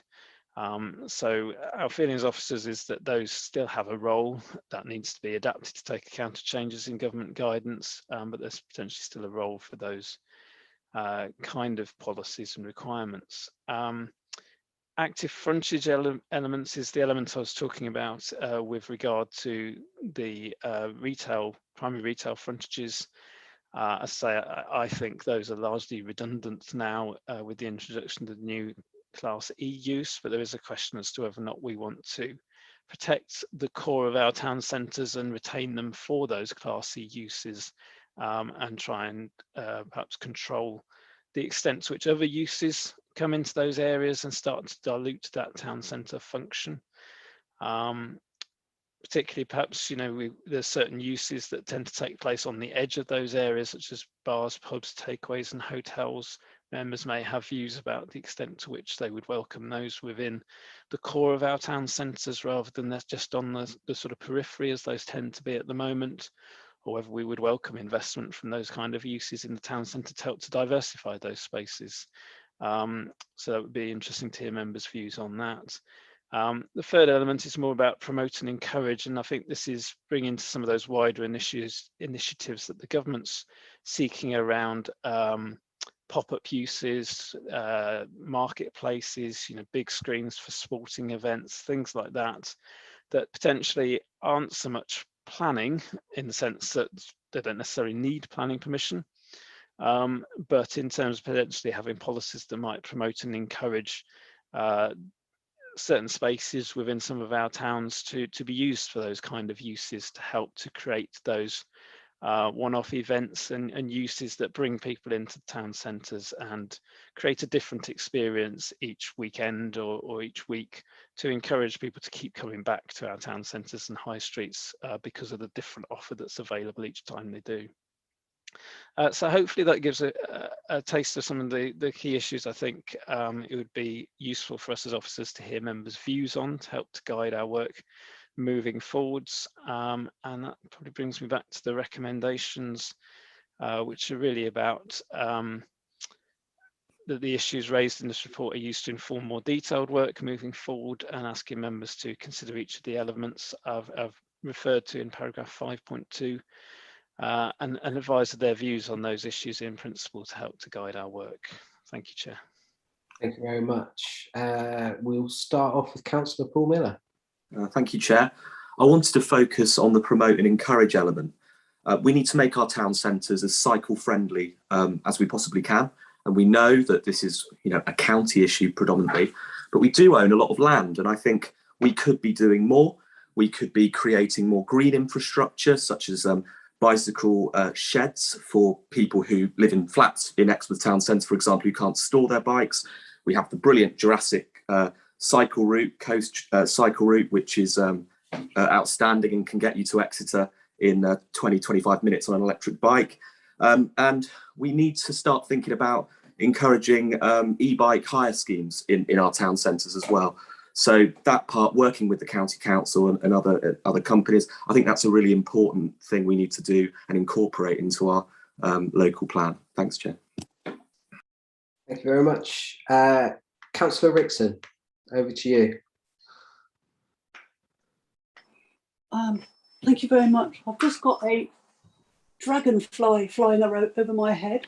But anyway, I like the comments that have just been made by the previous councillor, Councillor Miller, But my points relate more to one small issue which has not been mentioned with regard to high streets, and that's the viability of communities themselves due to the growth of second homes, because the more second homes, the more people come just on high days and holidays, and this results in reduced footfall, which is not helpful to our high streets at all. And there have been numerous articles of late on Devon Live, so that's one issue that I think needs to be considered. Another one is item 210.3, where it mentions retailers' high fixed costs and business rates. Then in item 214, it refers to Build Back Better. And unfortunately, although the government recognises the impact of business rates and high fixed costs, they do absolutely nothing to redress the balance.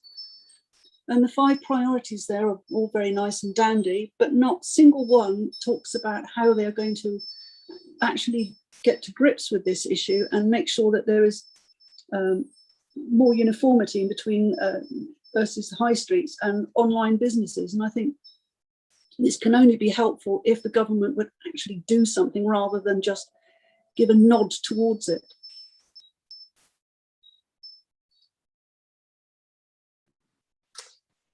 Thank you very much, Councillor Rickson. Councillor Bruce-Sarum, you're up next. Thank you very much, Chair. I was going to touch on the promote and encourage element, and I note that at this morning's Queen's Drive meeting, it was suggested that it may be difficult for any proposals for the Queen's Drive to fit into the emerging local plan. And I would ask that under promote and encourage, where it talks about the town centres falling into they seem to be more elements, etc., and policies seek to particular uses and activities that would help improve the vitality and viability. I think that if we could incorporate the Queen's Drive space into it, it would incorporate vitality, because it would encourage more visitors to visit Exmouth. So as I touched on this morning, I am very keen and enthusiastic for our local plan to make sure that Queen's Drive is not forgotten, and I hope that it could be included under the promote and encourage element. So that's what I want to say, and thank you so much, Chair. Thank you very much, Councillor Desarum. Councillor Faithful, over to you. Thank you, Chair. Thing that I'm a bit concerned about is that we, long time having developers wanting to take our retail space and put it into residential use, and there's all sorts of excuses to justify it. We're supposed to have policies in place to protect our retail space, but actually standing up to them and following through with those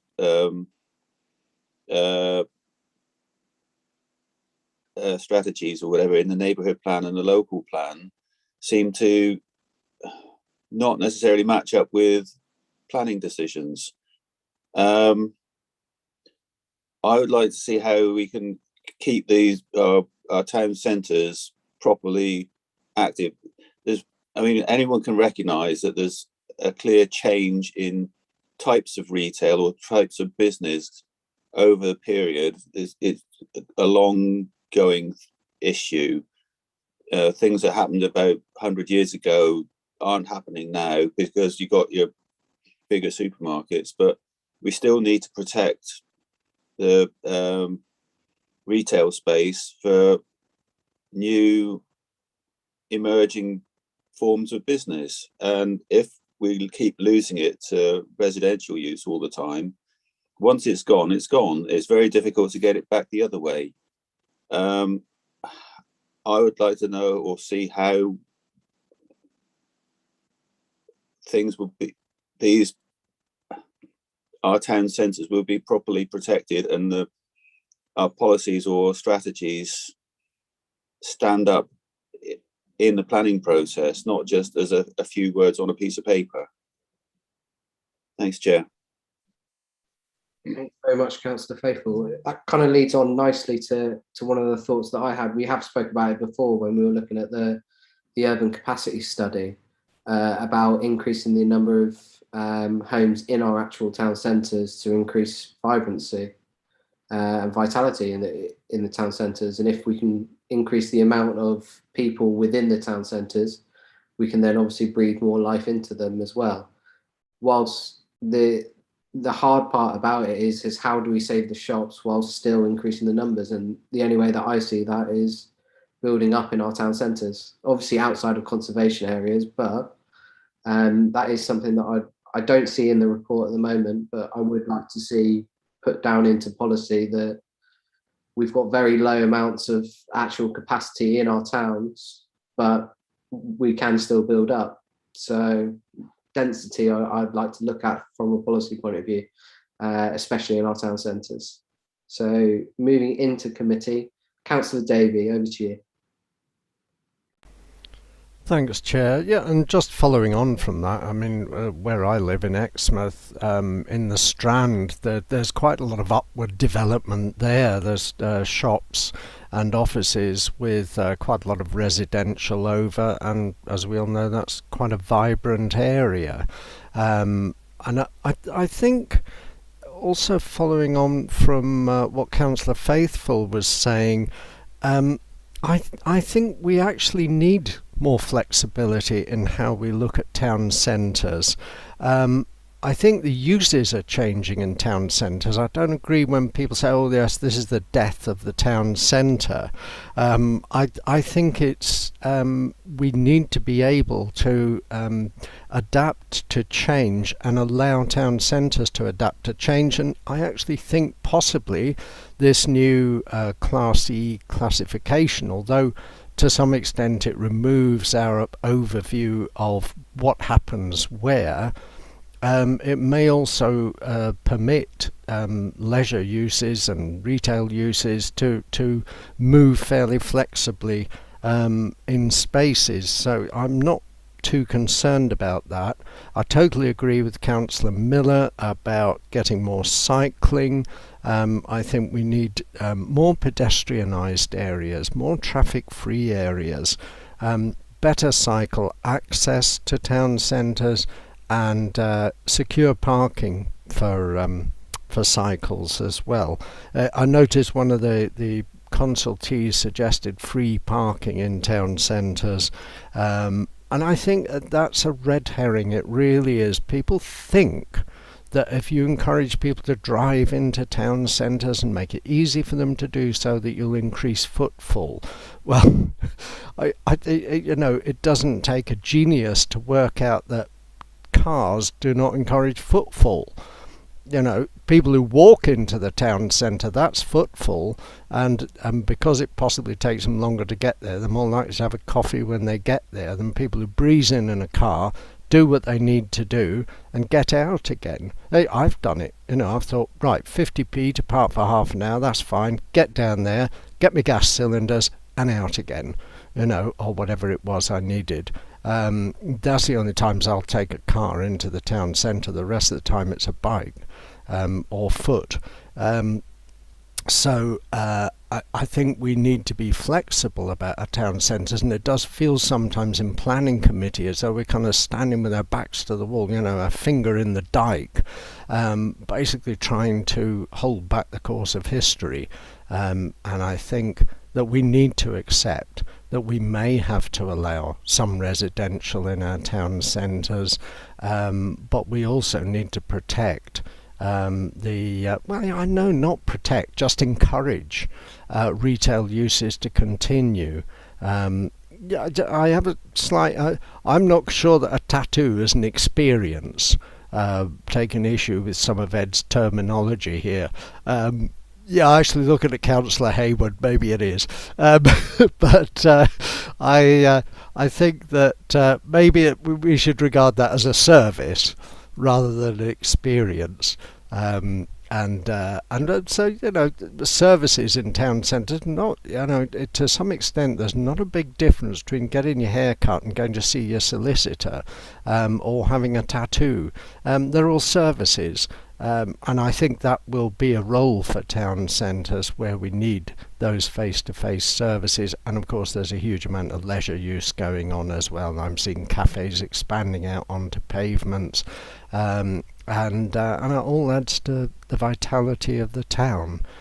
So I think flexibility is the key here. Thank you very much, Councillor David. Ed, just on Ollie's very last point there with cafes expanding, could you touch on what the government's just made permanent, the changes to outdoor spaces, haven't they? So the temporary uses have now become permanent.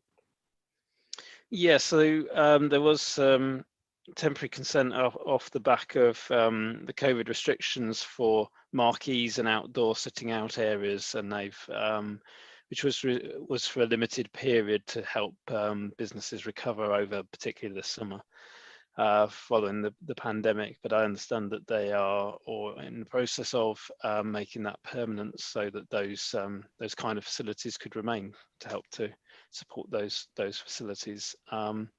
So yes, that will help, I guess, in terms of flexibility. And I think the government would say, you know, the new Class E adds to that flexibility as well, and works alongside that to help create that. The other thing I'd say is in terms of upper floors, I mean, I think there are some of our town centres where the upper floors are fundamentally underutilised. And where, you know, that space could be opened up for additional residential accommodation to increase footfall, or office spaces, which again at lunchtimes and evenings could increase footfall in the town centres and be key to that. In terms of extending buildings upwards, though, there are permitted development rights for that as well now.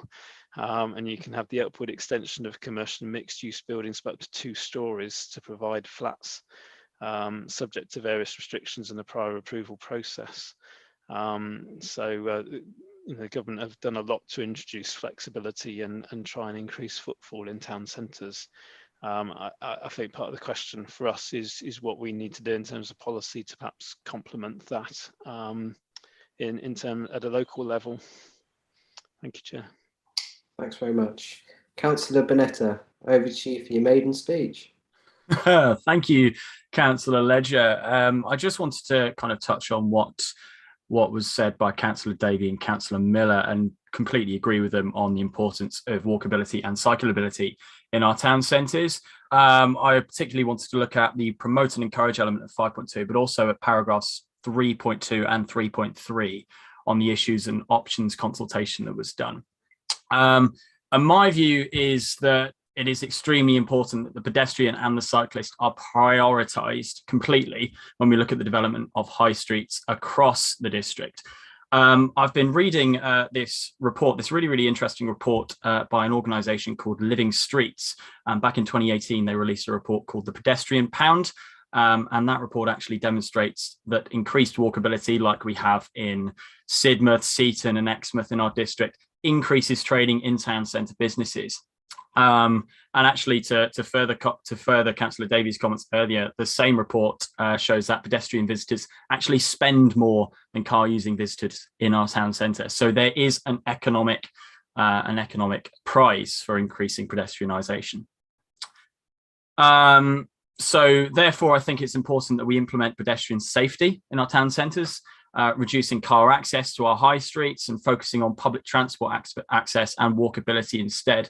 This was, of course, allow for higher street furniture, for example, benches and bins, as well as trees, beautifying our town centres. But it also allows for greater disability access to amenities like public toilets. Obviously, we've got consultations going on about them as well.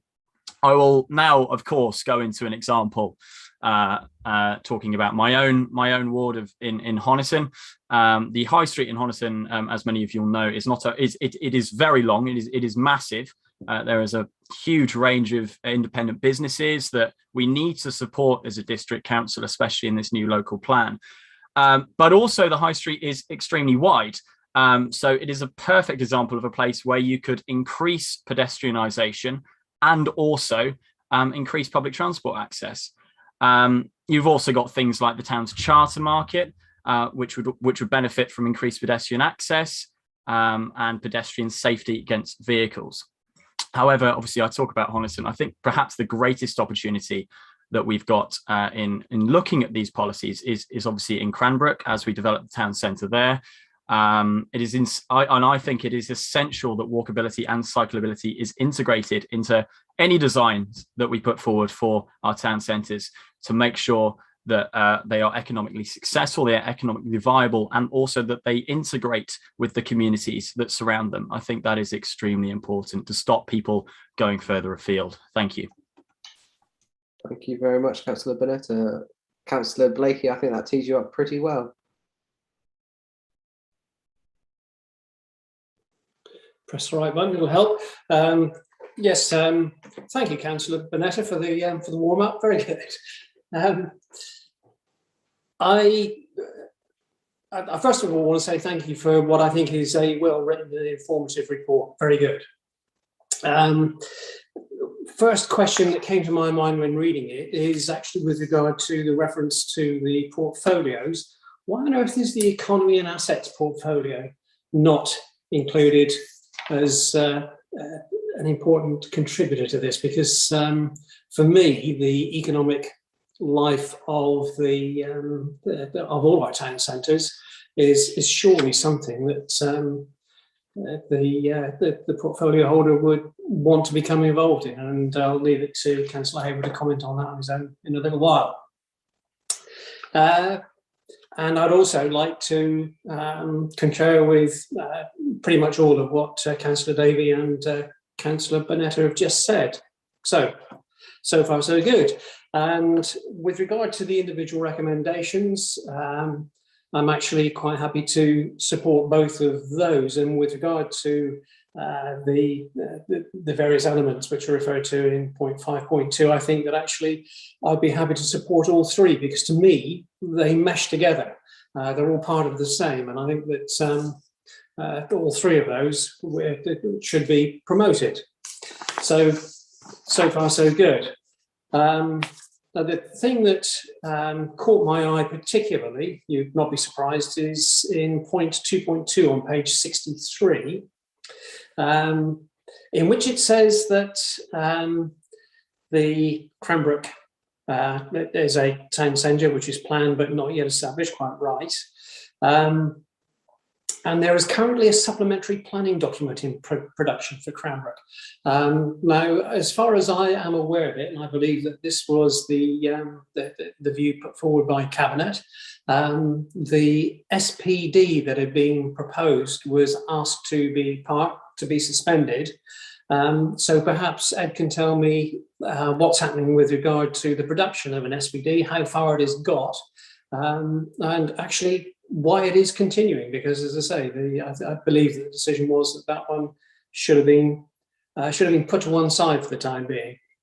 The other thing that needs some clarification is that I'm absolutely delighted to see that there is £40 million of new money available for the development of Cranbrook Town Centre. Unless, of course, what we're talking about is the recently agreed infrastructure fund, which has been earmarked specifically not for town centre developments, but for the expansion zones. In discussion with officers during and after the discussions on this, it was made very clear that the infrastructure fund is for items such as schools, roads, electricity supply, and so on for the Cranbrook expansion zones as they come forward.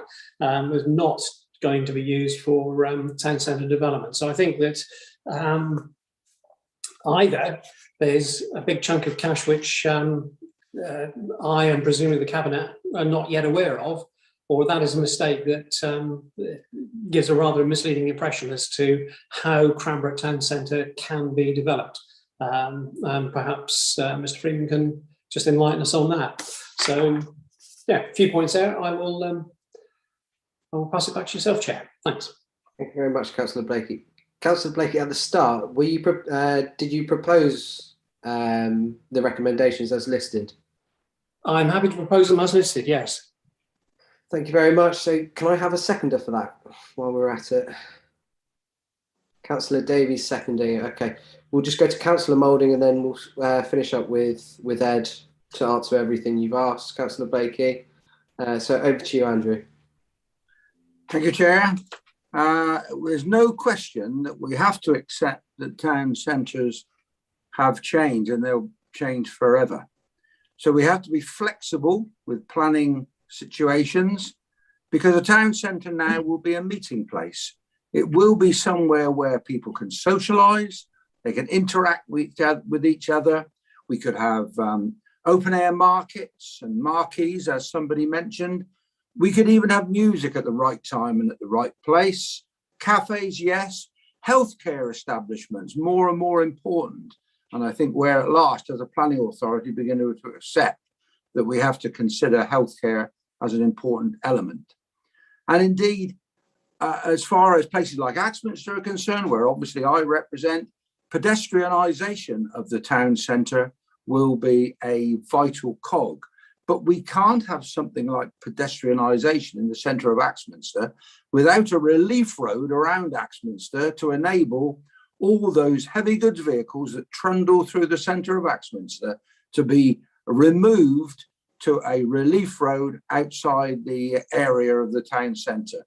And so, yes, let's go ahead. Let's accept that town centres have changed. Let's make them the lovely places for our residents to meet and join in, and cafes and so on. Leisure establishments, yes, of course, but at least let's try and make sure that the infrastructure, such as a relief road, is essential if we want those town centres to be nice places to use. Thank you. Thank you very much, Councillor Moulding. Councillor Hayward. Thank you, Chair. Well, thank you to Councillor Blakey for sort of getting in there before I could. I think it must just be an inadvertent error, because on this particular one, town centres, yes, it's a planning issue, but I've had more conversations. I've said that I care to have. I don't. I like to have them because they're important. Some of them are very sad, and when businesses disappear and they tell me why, that's particularly sad. So if perhaps going forwards, that could be a little tick in that box, that would be appreciated, because this is something very close to my heart. Whilst I appreciate this is a strategic planning committee, it is an economic issue that myself and the economy officers are dealing with on a daily basis. Going back to what Councillor Moulding said, just before the meeting today, I walked around Axminster Town Centre, and I'm mindful under 2.5. It says, whilst East Devon's high streets are still relatively vibrant, fewer vacant units than the national average. I walked around Axminster earlier, and there are 25 vacant units out of just around 100. Some are in a state of flux, some are being repurposed. I know that some are just being fitted out, but there are 25. So 1/4 of Axminster's retail economic output is now defunct. And that has an impact on what visitors perceive when they come here. It has an impact on shopping behaviour, because people, if there aren't shops, then they go elsewhere. Now, what they then do is they buy all their other stuff elsewhere, and they, even though there is a greengrocer and there is a baker and a butcher, they buy them elsewhere. So for the sake of those 25%, we actually lose spending power. The group that myself and members of the Town Council and the Chamber, Councillor Jackson, have been working with totally locally, this is very high on their list of urgent pressing matters, and we're working with the Town Council, as I'm sure all councillors are with their own individual town councils, to try and see how we can bolster and revitalise high streets. But Councillor Moulding is quite right, and there's references in the report here to how retail has changed. It's out of our hands predominantly. The world has changed, and people's shopping habits and living habits have changed, and so we have to adapt. But of course, the problem we have is,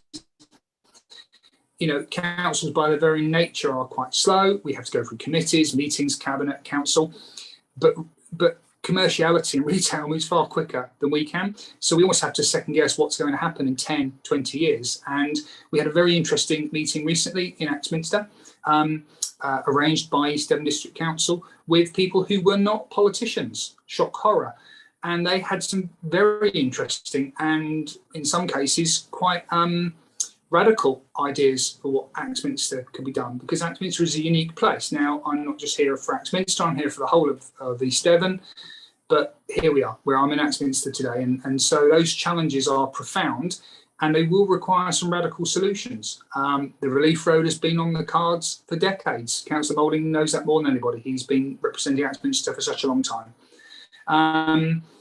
But there are, aside from that, other issues. You know, we can't force people to shop, but we can make their experience amazing so they want to come here. You know, we talked recently about food festivals and other ways and local currencies. There's so many different ways to do it. Some of them won't work, but we've got to try them all. But in terms of planning terms, yes, you know, the Class E has taken some of the decision making out of our hands. So we have to adapt to that. But I suppose the question would be, if every shop under 1,500 metres in Axminster or any other town you care to name decided to throw in the towel and become a residential premise, how would our high street manage? Now, it's fanciful, but it could happen. You know, it's a big what if. And what would we do as a council if that happened? Would we just shrug and say, well, that's the market forces, that, you know, that's what's been allowed? Or how do we tackle that? So this is an incredibly important bit of work, and I'm delighted to see it in front of the committee today. And I'll be following it avidly. Thank you so much, Chair. Thank you very much, Councillor Hayward. So, Ed, if we go over to you just before we take it to a vote. Thank you, Chair. Yes, I fear I owe members a few apologies here. So in terms of the portfolios tick box, I mean, clearly economy and assets should have been ticked. I think arguably they should all have been ticked because it's such a broad ranging topic. So clearly more care needed in terms of those boxes in future. In terms of paragraph, was it 2.2 with in relation to Cranbrook? I think what it should have said is reference to the Cranbrook Plan DPD, which is progressing, which obviously gives a clear steer in terms of Cranbrook Town Centre and the investment within it. Obviously, the supplementary planning document on the town centre was paused following Cabinet's decision. Nothing's changed in terms of that, and nothing's changed in terms of funding either. So apologies for those errors. More care needed in future. Thank you, Chair. Thanks very much, Mr. Freeman. So, Mr. Shaw, can you take us to a vote, please? Yes, Chair.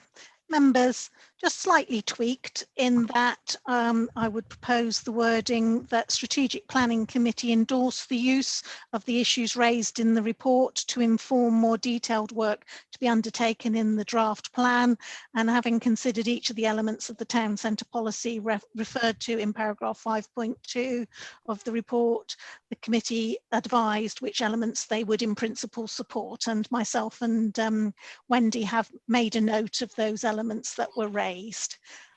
Members, please press your green tick if you're in support of those motions, press your red cross if you're against, and raise your electronic hand to indicate you're abstaining from the vote.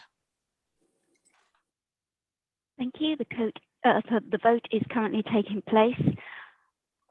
We have 9 votes in support, no votes against, and no abstentions. Thank you very much. Moving on to agenda item 11, biodiversity policy approaches and biodiversity net gains. And Ed Freeman, it's over to you again. Thank you, Chair. So again, this is another one of the topic papers we promised to bring with the timetable for local plan production. And this one's exploring some of the issues around biodiversity policy and the issue of net gain, which comes through the Environment Bill, which is still winding its way through Houses of Parliament and House of Lords in relation to that becoming an act. But obviously we need to be mindful of these things that are emerging and will need to be incorporated into policy. The report looks at some of the background to all of this and the emerging legislation of the bill, the Devon Nature Recovery Network, which hopefully members will be aware of, which is part of wider proposals contained with the Environment Act, and we're working with the Devon Wildlife Trust in terms of developing this as a focus for delivery of biodiversity net gain, and the environmental impact bond that's recently been secured as well in relation to the Cliffs Valley area. I think biodiversity net gain is obviously a key feature of policy that we will need to incorporate into the new local plan in terms of ensuring that we not just prevent harm in terms of biodiversity, but we put back more than is lost through development. And there is a question there which the report seeks to raise about the levels at which we require. So the 10% is a minimum net gain that's going to be coming through the legislation as we understand it, but there are options to go higher than that. So there is a question about whether or not we want to try and deliver 20% net gain, particularly given the minimal additional cost involved in that, that's referred to in paragraph 5.4 in the report, where a 20% net gain is estimated to cost the developer in the region of £33,000 on a site of 1 hectare of formal agricultural land, as opposed to £30,200 for 10% net gain. So in terms of value for money, that additional 10% is excellent value for money. Obviously, that then needs to be weighed against viability assessment work that we'll need to do to understand the implications that might then have. But clearly, there are major benefits of having that additional 10% of net gain. So members' views on that would be appreciated. And then the report looks at methods of delivering net gain and the sort of process that we could look at and the options that exist, whether that be for on-site provision or off-site provision. And it may be that the solution is a combination of these in terms of on-site, perhaps on larger development proposals, and off-site contributions on smaller sites where it's perhaps less feasible to make meaningful biodiversity net gain provision within the site. But members' views on that would be useful to inform our work as well. And it raises questions about the potential role of the council in terms of delivering biodiversity net gain. One of the options I referred to has the council as potentially one of a number of potential providers of net gain.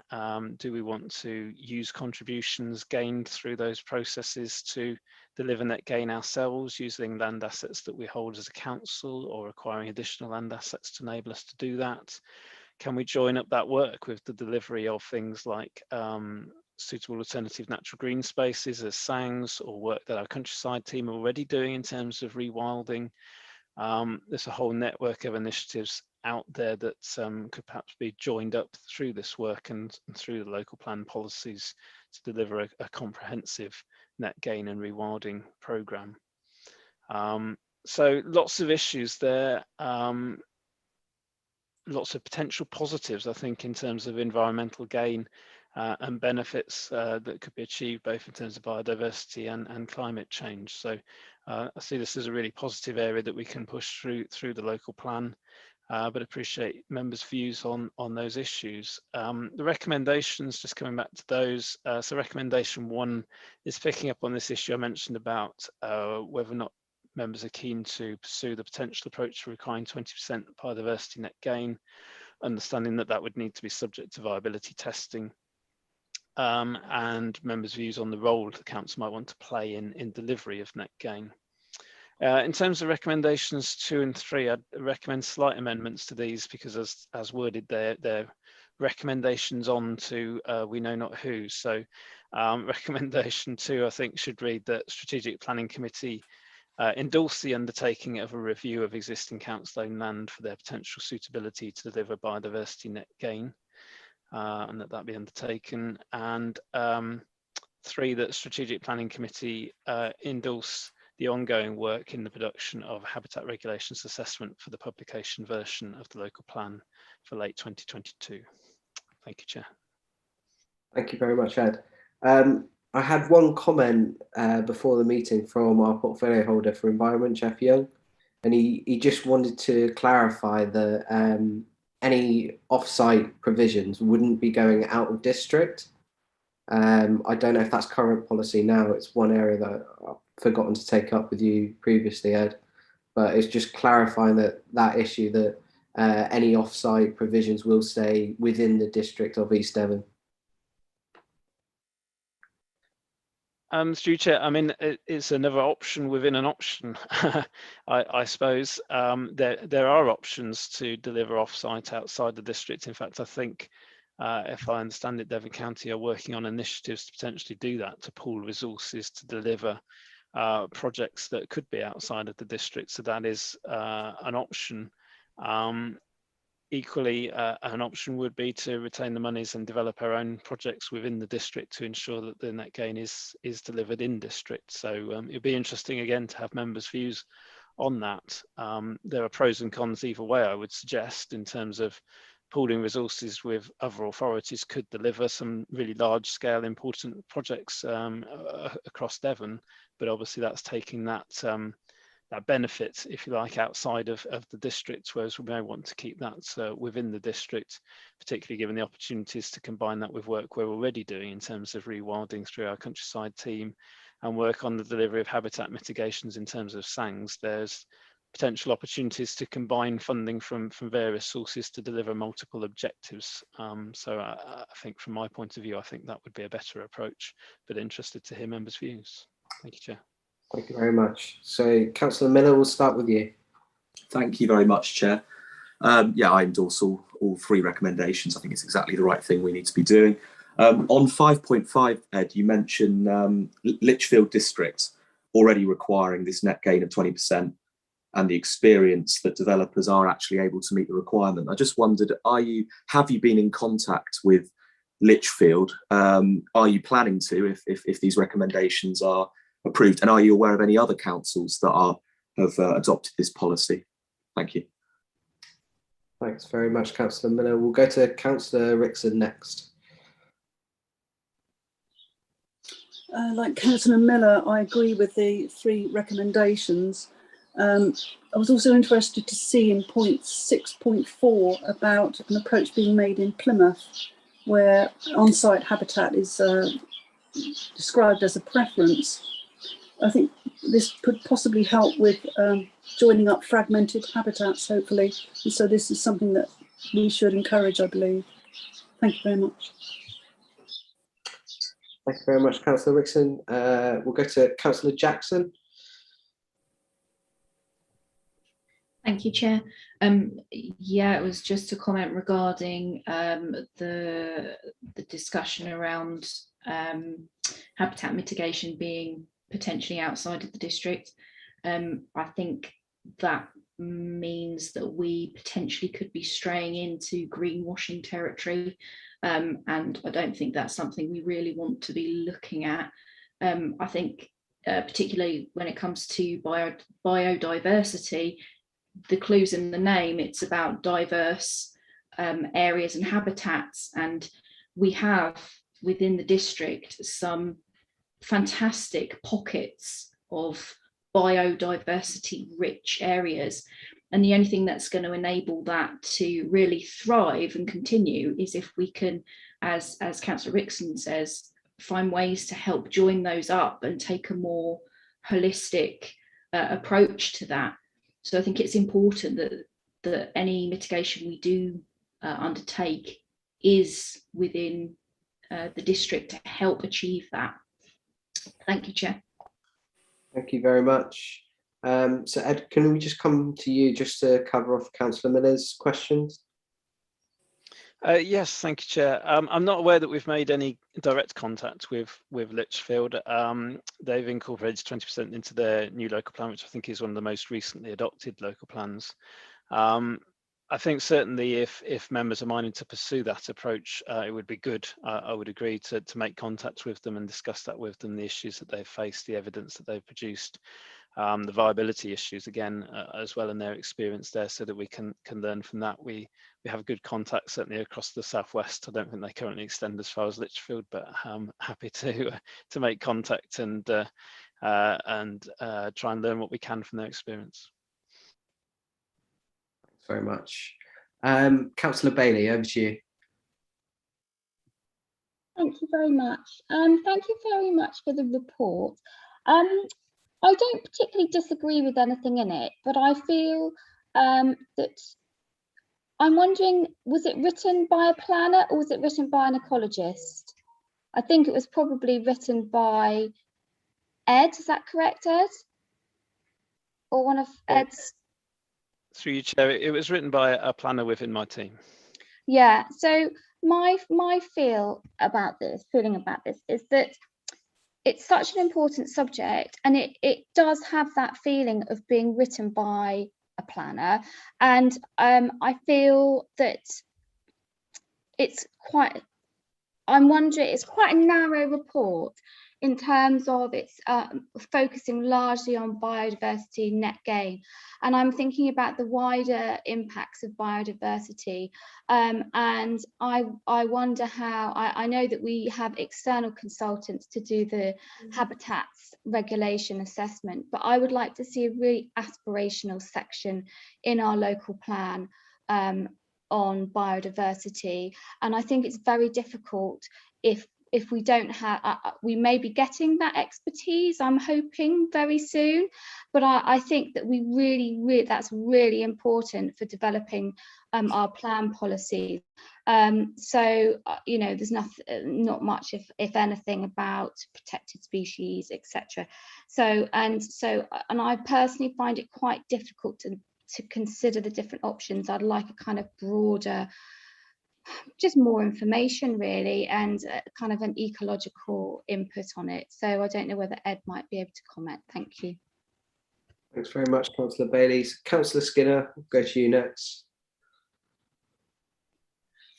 Thank you. I thought I was a bit further down the list, to be honest. I nearly caught me out there. I think really, I mean, I read this. I thought it was put together quite well. It obviously, when you look at it, it's got more work to do, and so I open up on that. What Councillor Bailey has said is not, she's not all wrong. I mean, why wouldn't we have more information? I think it's all, you know, it's good really, and there's a lot to learn here, and yeah, I'm all for that. One of the things I'm not for is the comment made by Councillor Young about keeping it all within East Devon. I think in one hand, we seem to talk very much about all embracing and working with other partners and all the rest of it. Why would anybody bring out a policy that would actually, if there was something good could come of something, and I can't think of anything off the top of my head, but you would constrain your policies to such a pitch, particularly with the knowledge that Devon County Council are looking at working on different things across the piece and trying to pull things together. But when we talk about biodiversity and mitigation, and we talk about the things Councillor Bailey was touching on some of the other things she wants to see with a bit more width, which I think is good. I think it's quite a positive thing. And that if some of those things were outside of the bandwidth of East Devon District Council's lines that we got demarcated as we as a district council are, why would you then say, oh no, our policy says we don't do that? Absolute nonsense. Absolute nonsense for me. I think where we would be, if we want to strategically plan, the very nature of the word strategically planning is exactly that. And the way in which we strategically plan, if it reaches across, I don't know, let's just say the other side of the motorway for something, I don't know, I can't think of anything off the top of my head, or somewhere at Axminster it stretches just over into Dorset or whatever it might be. Why would we not say that, hey, this could work really well with maybe the Jurassic Coast, it may be something good, but we say, oh no, our policy says that it's got to be all maintained. Absolute nonsense. I don't run with that idea at all, and I would actually vehemently fight against that, because I actually think that what we need to be doing is to be stretching ourselves to get the very best out of mitigation and out of biodiversity, and in whatever form or way. And if that means we can stretch across working with somebody else, whatever that may be, and whatever it may be, I think that's good and that's positive. And I certainly don't want to see a policy that says, oh no, it's just, you know, we're parochial about East Devon. That don't work for me. Not if you want to stretch, you want to be strategically planning, think in that way, and think if good things come, let's embrace it, whatever it may be. And I don't know, I don't have an example of what that may be, but I certainly wouldn't want a policy that constrains that to be able to happen. Thank you. Thanks very much, Councillor Skinner. I think it was the point that he was making was that he wouldn't want to see off-site provision go to somewhere like Liverpool. Rather than, you can get what I mean, rather than the local area, it going off a complete different area. Right. Well, so Chair, through you, he's a big Manchester City supporter. I'm a Liverpool supporter, so perhaps he might prove to Manchester. But anyway, no, I do, in all fun and all jest, I get that then. I do get that. I was meaning more about within the locality of the extra strategic. plan working group and us working together. And yeah, working in Liverpool, that doesn't work for me, if that's what he meant. But I'm sure, I don't know anybody does mitigation plans on that sort of distance. Anyway, I'll leave it to that. Thank you. Thank you very much. Councillor Davey. Thank you, Chair. Yeah, I mean, Councillor Bailey has touched on this. It is a biodiversity report produced by a planner, but I think we are looking at the impact of planning and development on biodiversity here. So I think there is a good justification for that. These percentages sound very attractive. I have some concerns about how they're measured. Now, I've just seen in 4.2 on page 78 that, it uses the biodiversity metric. And I'm reminded of when I worked in education that most of the time we seem to be trying to measure the unmeasurable. Or, on the other hand, if it can't be measured, it doesn't matter. And I have some concerns about sort of say, oh, well, that's all right. You've proved that, you can cut down these mature trees, but it's okay because by doing this and that, you will increase the biodiversity by 10, 20, 30%, whatever it is. And I just feel a little uncomfortable about this. I mean, I totally agree, and if we're going to talk about percentage, I certainly favour the higher percentage, and I think, if anything, that should be a minimum that we're looking for. But I do have some concerns about the way these things are measured. How do you weigh up dragonflies versus foxes and so on? And I think one of the issues with the Lower Otter restoration project, which I think will prove its worth in the end, but that many locals are not convinced that it is going to deliver the biodiversity benefits that are promised, and they have yet to be convinced of that. Taking the point about areas of biodiversity, totally agree, they need to join up.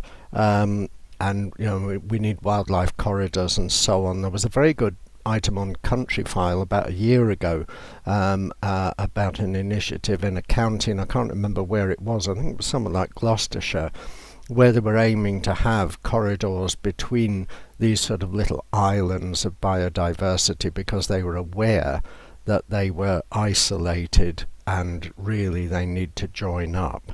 But I do feel that what we should be valuing most of all is the biodiversity that's there in the first place.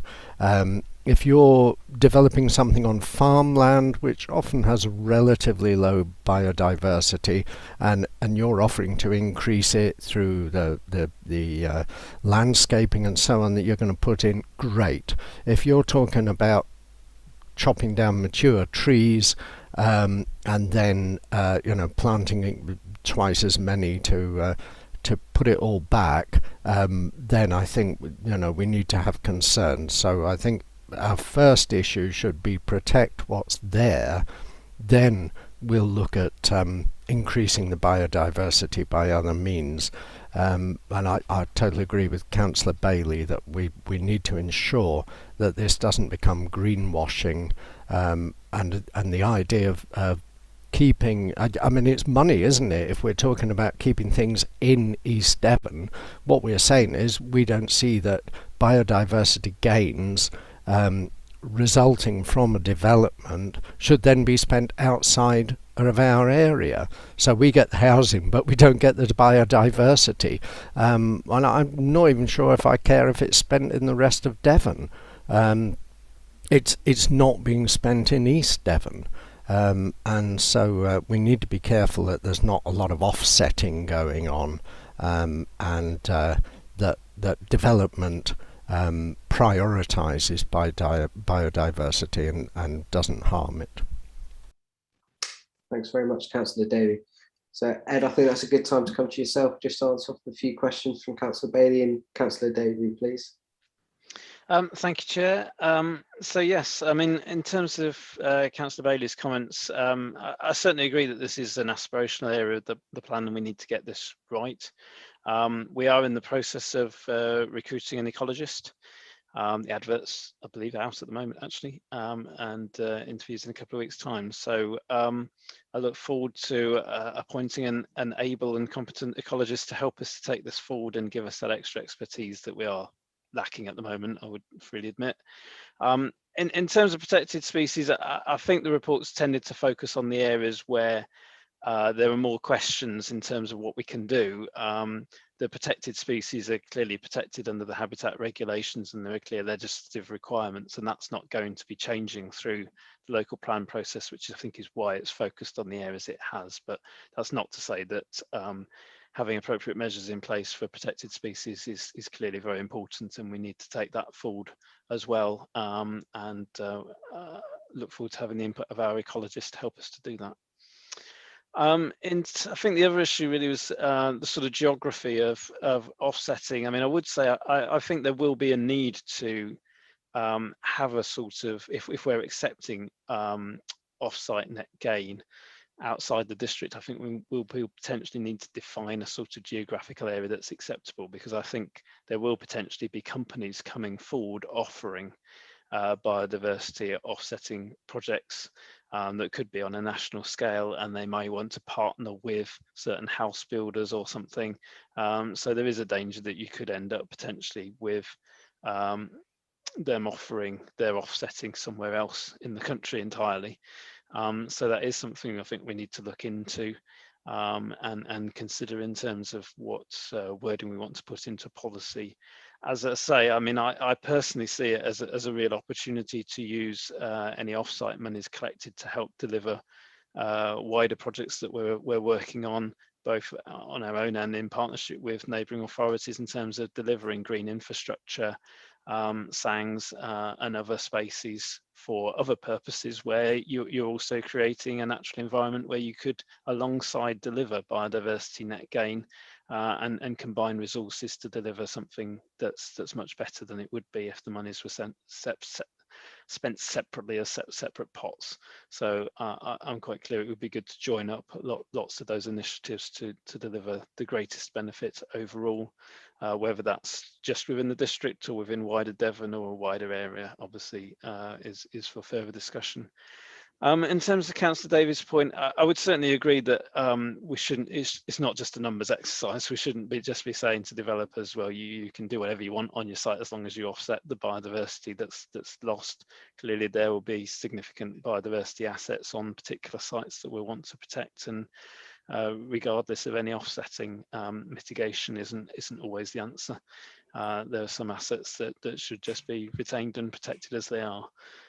So that's something we need to be mindful of when we're looking at sites to allocate through the local plan, and that we're not allocating sites that require the loss of significant mature trees or assets that no amount of planting elsewhere is ever going to compensate for. So that is something that's on our minds and will be a factor when looking at sites, I think. Thank you, Chair. Thanks very much, Ed. Councillor Bonetta, over to you, please. Thank you, Mr. Chair. I kind of just wanted to broadly support what Councillors Jackson and Davey said with regards to their comments on linking together our areas of biodiversity. As everyone knows, obviously East Devon District Council does run quite a lot of small parcels of land across the district, especially in our major settlements, for example, Honiton and Exmouth. Obviously, we can look into ways to use these as boosters for our local biodiversity with investment in meadow grasses and wildflowers, which could be very significant in the development. And obviously, as part of that, we would need conversations with other EDDC offices, street scene, to see which parcels of land would be most viable. Now, I wanted to do a very unique thing, I think, and that is to agree to an extent with what Councillor Skinner said. And that is that I think we do need to have a greater symbiosis in our biodiversity planning across the Greater Exeter area, especially with regards to places like Dawlish Warren and also the greater ex-estuary, and I think it would be important that we look at supporting adjacent and conjoining authorities with those areas. However, I would like to stress that our localities must take priority when our own communities are to be impacted by these major developments or even minor developments. And going back to what Councillor Jackson said earlier, it all links into working towards a greater network of biodiversity across the district, which I think must take priority. So I agree and disagree with you, Councillor Skinner. Thank you. Thanks very much. Councillor Arnott, over to you. Chair, I agree with Councillor Bonetta, but I don't know if that means by implication I agree with Councillor Skinner, but let's just leave that to the philosophers outside the room. Actually, I think you made the point very well, Chair, to Councillor Skinner, who understandably misunderstood that, the idea that we might not be prepared to cooperate with people just over the border in Somerset, Dorset, or, as Councillor Bonetta has rightly pointed out, Dawlish War and ex-estuary. And I think we've established what the case is there. I'd want to come in behind Councillors Jackson, Bailey, Davey, whoever else said it. No thank you to mitigation from developers. I'm not interested in a single tree being planted in the Highlands of Scotland as an excuse for some horrendous development in East Devon. So if we're going to mitigate, let's do it in East Devon, please, definitely, moving forward. And then finally, Chair, and I'm sure this is high on all your agendas tonight, we have 2 full council meetings, but the second of which I hope is a very positive one, which is where I hope Council will agree to the purchase of 16.73 hectares of land at Hoyford's Woods, and that will present an opportunity to devise a carbon capture initiative, as well as expand the existing local nature reserve for both new nature recovery initiatives and to provide new public access, providing enhanced health and well-being activities. So I think, Chair, I'm hoping, I hope that won't be taken as lobbying, Chair, for a positive vote tonight, but it would be good if you're also minded to turn up and consider that positively. Thank you, Chair. Thank you very much, Councillor Arnott. Councillor Hayward, over to you. Thank you, Chair. It's just a follow-on, really. I agree with all the sentiments raised. It's just, I suppose, the reference, quite rightly, from the report about, I think it's under 6.2, which we're talking about this mitigation via payoffs. You can pay or you can provide the mitigation elsewhere. And it comes back to what Councillor Skinner was saying, that yes, we want it to be in the area, in the county, in our area of influence, and not in some far-flung place. Councillor Arnott just alluded to the same thing. But it's the reference to 6.2 that the Environment Bill proposes that a further option will exist in the future to allow for developers to purchase statutory biodiversity credits direct from the Secretary of State. And I must admit, reading that, alarm bells started ringing for exactly the reasons we discussed. And I am heartened by the fact that the report says that further details are awaited, but it would only be likely after on-site and off-site provision has been explored, and one would hope completely exhausted, because, dare I say, the reputation of big government to administer schemes for the benefit of all is sometimes a bit hit and miss, and one wonders where those biodiversity credits would end up. But again, I thank everyone for their input on this report. There was one particular other item, my apologies, I'm just trying to recall it, that I wanted to discuss about this, and it's probably gone in my brain, so I'll leave it there, Chair. Thank you very much indeed. Very much, Councillor Hayward. Councillor Skinner, you've been name-checked probably about 3 times now, with everyone agreeing with you. Do you want to? Well, just a quickie, and that is to say that I absolutely, I mean, Councillor Hayward actually he got it sort of bang on. I think Councillor Arnott as well, and even Councillor Bonetta. I think where I was coming from was that I'm an East Devon man, and I'm not a county councillor, and I'm very much about East Devon. But if there was something, I wouldn't want to think that we constrained our policy to such a degree that if there is something that was a benefit to something over the border, we all go to Exeter, we all go to Newton Abbot, we go to Teignbridge, we go to Dawlish, these other places where we live our lives, which is not just bounded by a line around East Devon, and we dare not go outside it. So I think I'm just trying to make sure that people understood that that's where that is. And when somebody started talking, and Ed actually added some weight by saying, if companies are going to come and they're going to start doing schemes, working with developers, and it could be something. And I thought he was quite joking about Liverpool, but I'm not saying Liverpool per se, but somewhere that's well away from here. That is not what we're signed up to here, and that's not what I'm signed up to, but I am signed up to of the flexibility within our approach, within our policy approach.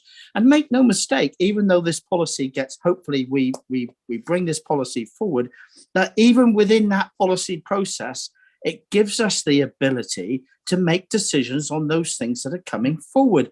And if we have the flexibility to work with somebody that we feel comfortable with, I want to be able to do that. But if at the same time we don't like the idea of something that's really big and being a way that is not going to fit within what we want, we also have the ability to say, no, we don't like that as an authority. That's not where we want to be. So that's all that I'm trying to get to. And the place, the policy making that we make is absolutely vital to get into a good place. And it certainly wasn't one in encouraging developments from way, way away. And I think everybody got that anyway. But thank you.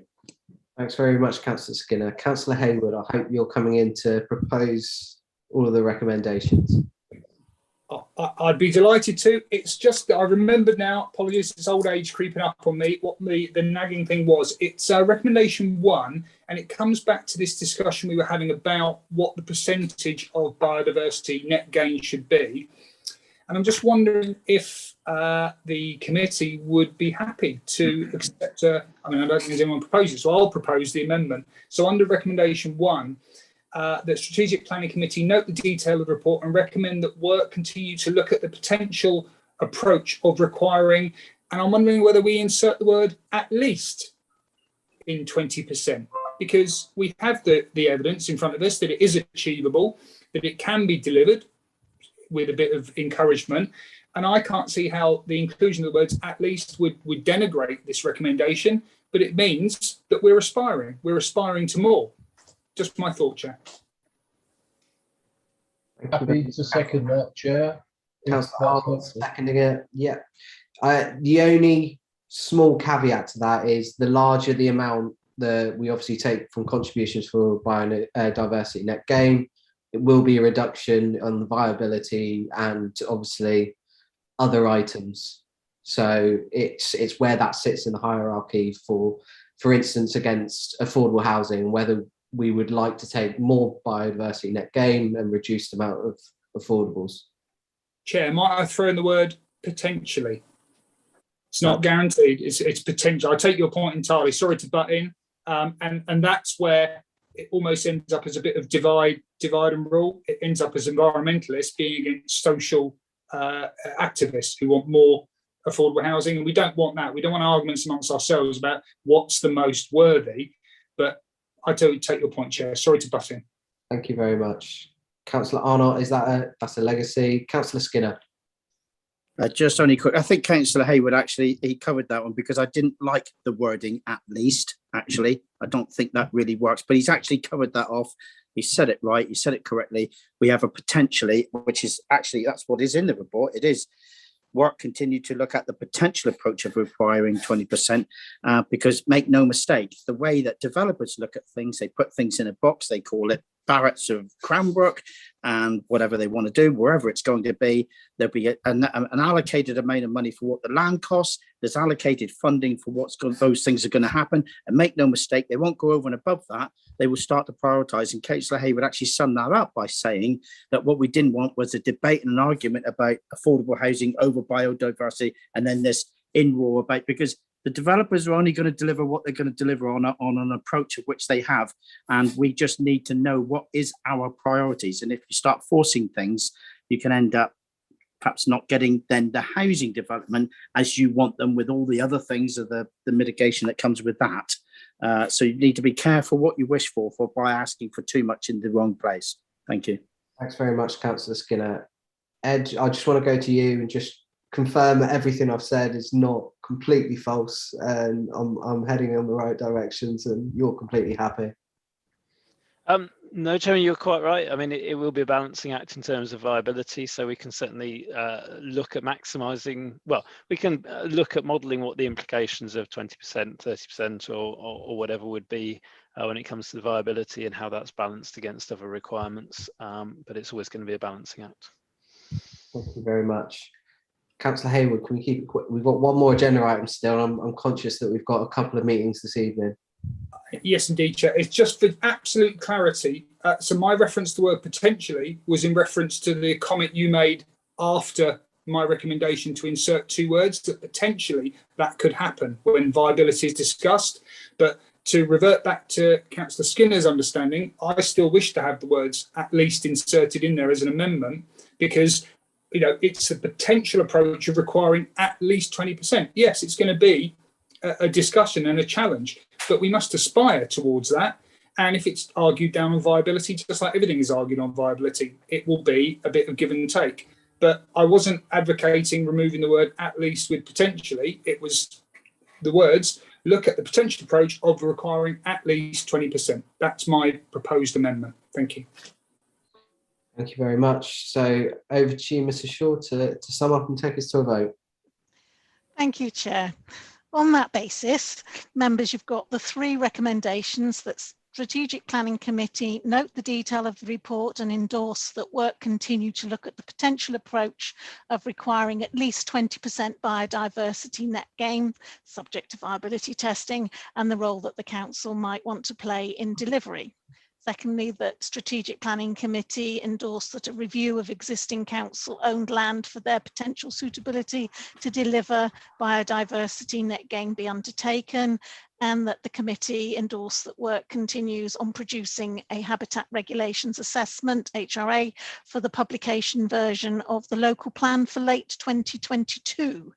Members, please press your green tick if you're in support of those recommendations, press your red cross if you're against, or raise your electronic hand if you want to indicate you're abstaining from the vote. Thank you. The vote is currently taking place. So I have 6 votes in support. I have 2 votes against and no abstentions. Thank you very much. That's passed. We'll move on to agenda item. I've completely lost my page now. Item 12, Chairman. Landscape protection, strategic approach. And it's over to you, Ed. In the last Thank you, Chair. The home straight. So this report is another topic paper detailed in the original timetable for the local plan, and just ask members to consider the issues in association with landscape designations and protections. So just running through quickly, we kind of go top down in terms of designations. So you'll see we start with areas of outstanding natural beauty. We are not responsible for designating those. So that's not something we will be able to do through the local plan. There is a long and detailed review process that exists via Natural England and ultimately Secretary of State. But all we can do in terms of the local plan is reflect the boundaries that have previously been approved through that route and put in place policies in terms of the protection of the areas of outstanding natural beauty in terms of the boundaries that we have. So obviously we'll be looking at reviewing the policies that we have and ensuring that they're appropriate, fit for purpose, fit with current national planning policy framework, etc. Similarly, in terms of the Jurassic Coast World Heritage Site, those are designated by UNESCO. So again, it's a policy framework that sits within that designation, but we're not reviewing the boundaries of that. The coastal preservation area, however, is something that we designate through our work, and we need to undertake some work in terms of assessing that, in terms of protecting the character of the undeveloped coast and revising as appropriate the designated coastal preservation areas. So that's work that's ongoing. Similarly, in terms of green wedges, so these have a different function in terms of protecting the open character of land between settlements and preventing coalescence, and potentially providing recreational biodiversity opportunities. So we have 6 such areas in the district. We again need to review the boundaries of those areas and their function to ensure that they're fit for purpose through the new local plan. Land's a land of local amenity importance. So again, this is a different function again. So this is land that's got a community purpose or role that's important in terms of the open character of the area, sometimes known as local green spaces.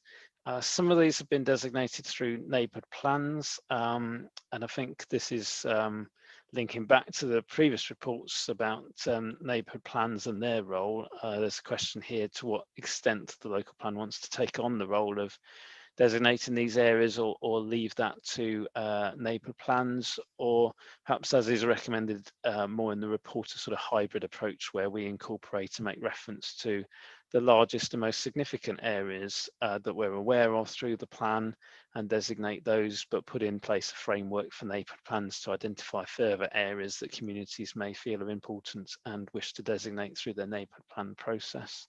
But it'd be useful to have members' views on that interaction between the local plan and neighbourhood plan in terms of that. The Clist Valley Regional Park, again, that's something that we do allocate through the local plan, and has a role in terms of green infrastructure and mitigation effects in terms of development in the west end of the district. So we need to look at reviewing that boundary. Some of that work has been done already through the master plan work that members saw a couple of committees ago. So that is ongoing in terms of a landscape appraisal of the Clist Valley that's being commissioned. There's then a section that looks at some of the responses we had for the issues and options consultation, which I think generally supports the approach we're talking about in terms of many residents feeling that these places had an important role in terms of the protection of landscape, and we should continue to obviously value our landscapes and protect them accordingly. I say there's this relationship issue with the neighbourhood plans, which is raised in more detail in section 4. And in the conclusions at 6.1, there's just a number of points highlighted in bold there that we'd ask members to consider, many of which I've picked up as we've gone through the report in terms of the different areas and the work that's ongoing, just to ensure that members are happy with the approach that we're taking and the work that's ongoing in those areas. So just turning back to the recommendations, recommendation 1 is that the committee consider the issues raised in the report to inform more detailed work on the draft local plan. The second one is again a recommendation to whom we're not sure. So I think a recommendation I would recommend is amended so that Strategic Planning Committee are asked to endorse the actions set out in paragraph 6.1 and that these be undertaken to progress the work on landscape protection issues for the new local plan. Thank you, Chair. Very much, Mr. Freeman. So, Councillor Arnott, over to you first. Thank you, Chair. Briefly, yes, very keen. Green wedge, yes, please. Let's keep that central to everything. Secondly, and this will be an unwelcome contribution at 5 o'clock with another meeting coming up in an hour. I'm happy to park this, Chair, but you will remember that this council did make a decision to start looking into national parks, AONBs, in response to the Glover review. Now, we were going to do a process on that, and which was going to be, actually, I have to say, a consultation so comically widely devised that I had the feeling that it wasn't really ever intended to happen. That we were going to consult, I think, individually every person in East Devon on it, and then some. But it's perhaps not a subject for today, Chair. But I am mindful that the subject is still out there. And it does relate to this issue. So I'm not going to push the point today, but just putting that in people's minds. Thank you, Chair. Thanks very much. I was going to say it's not really relevant to the current agenda item, that we've got, but I will get Ed to, well, ask Ed to write to you just with an update on it personally, okay? Councillor Bailey, over to you. You're muted. Thank you very much indeed. And yes, I'm glad that West Hill and Ottery are specifically mentioned in the conclusion, because green wedges and settlement containment are really, really important. And I think that probably applies to lots of our villages. As Councillor Arnott has said, green wedges, yes, please. I would just query whether settlement containment should actually refer to urban the areas between urban areas, because I think it's important for between villages, and whether they're technically urban, I'm not sure, but I agree very, very strongly that the upholding of those, to stop coalescing of communities, is absolutely crucial, not just with West Hill and Ottery, but I would say across the district. And I very much agree that the assessment should consider landscape character and biodiversity contributions that such land might contribute. So yes, I would be pleased with that. The only other thing that I wanted to say is that I think the AGLVs, and I'm sorry, I've forgotten off the top of my head what that stands for, but I think they're really, really important, because I'm concerned that there is a kind of AOMBs get lots of protection, and nobody else's landscapes considered particularly as important. So I really, really think that that's a very important thing, that we assess those. So I'd like to make a proposal that we that I support the proposals, but I want to see those words deleted, that says subject to resources being available, the former AGLVs be assessed, because I don't think we should say, oh, we can't do it because we haven't got the resources. I think it's important, and I hope that we do it. So that's a proposal that the recommendations as they are, but with the subject to resources being available is deleted. Thank you. Thank you very much, Councillor Bailey. Can I get a seconder from anyone for that, please?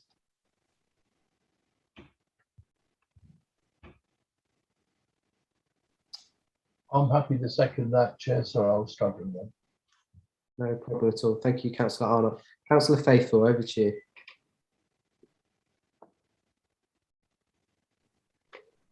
Thank you, Chair. I think I really just wanted to support Councillor Bailey's comment about green wedges and whatever we call it in Ottery, settlement containment area.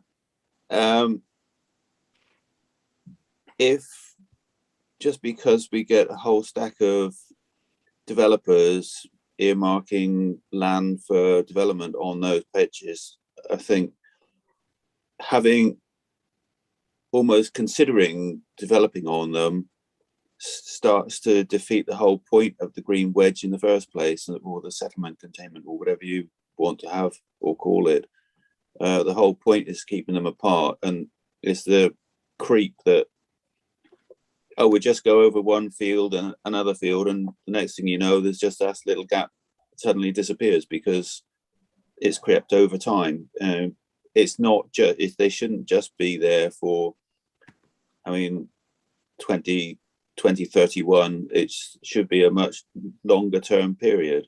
Otherwise, there's really no point having the green wedge or the settlement containment there at all. Thank you, Chair. Thanks very much, Peter. With no other speakers, I think we'll just take that to a vote. So, Councillor Skinner. I can't help it, can I? I can't. I'm really, you know, where people struggle. You know, probably people who struggle to agree with me. I'm going to really struggle to agree with Councillor Bailey, but I am going to. And I've always felt for many years that when West Hill and I'm going to pick out West Hill as an example, that West Hill was one of those places where, let's say, unless you had a fair dab of money, you couldn't actually live at West Hill very much. There's the council houses, there's other type of houses, but they were houses of a certain level. And when some people then decided through our plan that they wanted to move from West Hill because they were going to move wherever, and then put in for a house in the garden, then another house in the garden, then another house, and West Hill became very much sort of urbanized. And I think it took away from what was a unique place that where certain types of people lived. And I'm just trying to get to where I'm going to be, in that what we didn't need was that everything becomes the same. That when you've got houses with big developments, because some people have the ability to have houses with big developments, and then when they want to move, they then house in the garden, and they make another chunk of money, which actually divides up the house, and it isn't unique anymore. It's becoming the same as everywhere else. And I'm one of those people. There's the gap between those people of affordable housing and all of those people. Then there's the spread across the middle. Then there's the chain as you get up, and then there's the top hierarchy, if you want to call it, if that's how you want to call it. And I think that's a really good spread in the district to understand the whole spread. And of course, the percentage of numbers in the top end is far less than the percentage of numbers but in the bottom end. But the protectionism of land, particularly for housing in those sorts of areas, you drive through West Hill and you think, what a beautiful place. Why can't we have those? What a beautiful place, instead of it continually gets built on with a house here and another one and another one and another one until, well, they've done it next door and they've got all of that. So I'm very much one of those people who wants to support, and I want to support also the green wedges, is what you're talking about. I think it's really, really important. And this document identifies much of that. And I think that's just where we need to be. So yes, Councillor Bailey, I'm going to be very much supporting much of the things of which you said, and Councillor Faithful, in the distance and the gap between Oxley St Mary, West Hill, and those green wedges, and that land and that space in between the two, which is really, really important for places to encourage the protection of those particular areas. Very much in support of that. Thank you very much, Councillor Skinner. Councillor Davey, and then we will take it to a vote. Yeah, and just to add briefly, and in reference to our previous discussion about biodiversity, let's not forget that those green wedges are often also green corridors, and that's another reason for ensuring that they're well protected. It's not just so that the good people of Limpston don't feel they've been swallowed up by Exmouth, but that gap in between is actually crucially important for creatures to move freely between, say, the ex-estuary and the Pebblebed Heaths, for instance. Thank you very much, Councillor Davey. So, Mrs. Shaw, will you take us to a vote, please? Yes, Chair.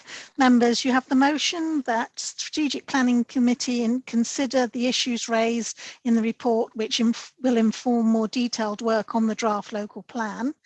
And secondly, subject to deletion of the reference to availability of resources caveat in relation to assessment of former AGLVs and other countryside areas, that the committee endorse the actions set out in paragraph 6.1 be undertaken to progress the work in landscape protection issues for the new local plan. Members, again, if you're in support of those motions, please press your green tick. If you're against the motion, please press your red cross and raise your electronic hand if you're indicating you're abstaining from the vote. Thank you. The vote is currently taking place. I can confirm we have 8 votes in support with no votes against, no abstentions, so that's passed. Thank you very much, Wendy, and thank you very much, Mr. Shaw. So with that brings our meeting to an end. I'd like to thank everyone, including members of the public, for their attendance. Members, can I remind you that until the Democratic Service team confirm that the live streaming and recording is stopped, you may be seen and heard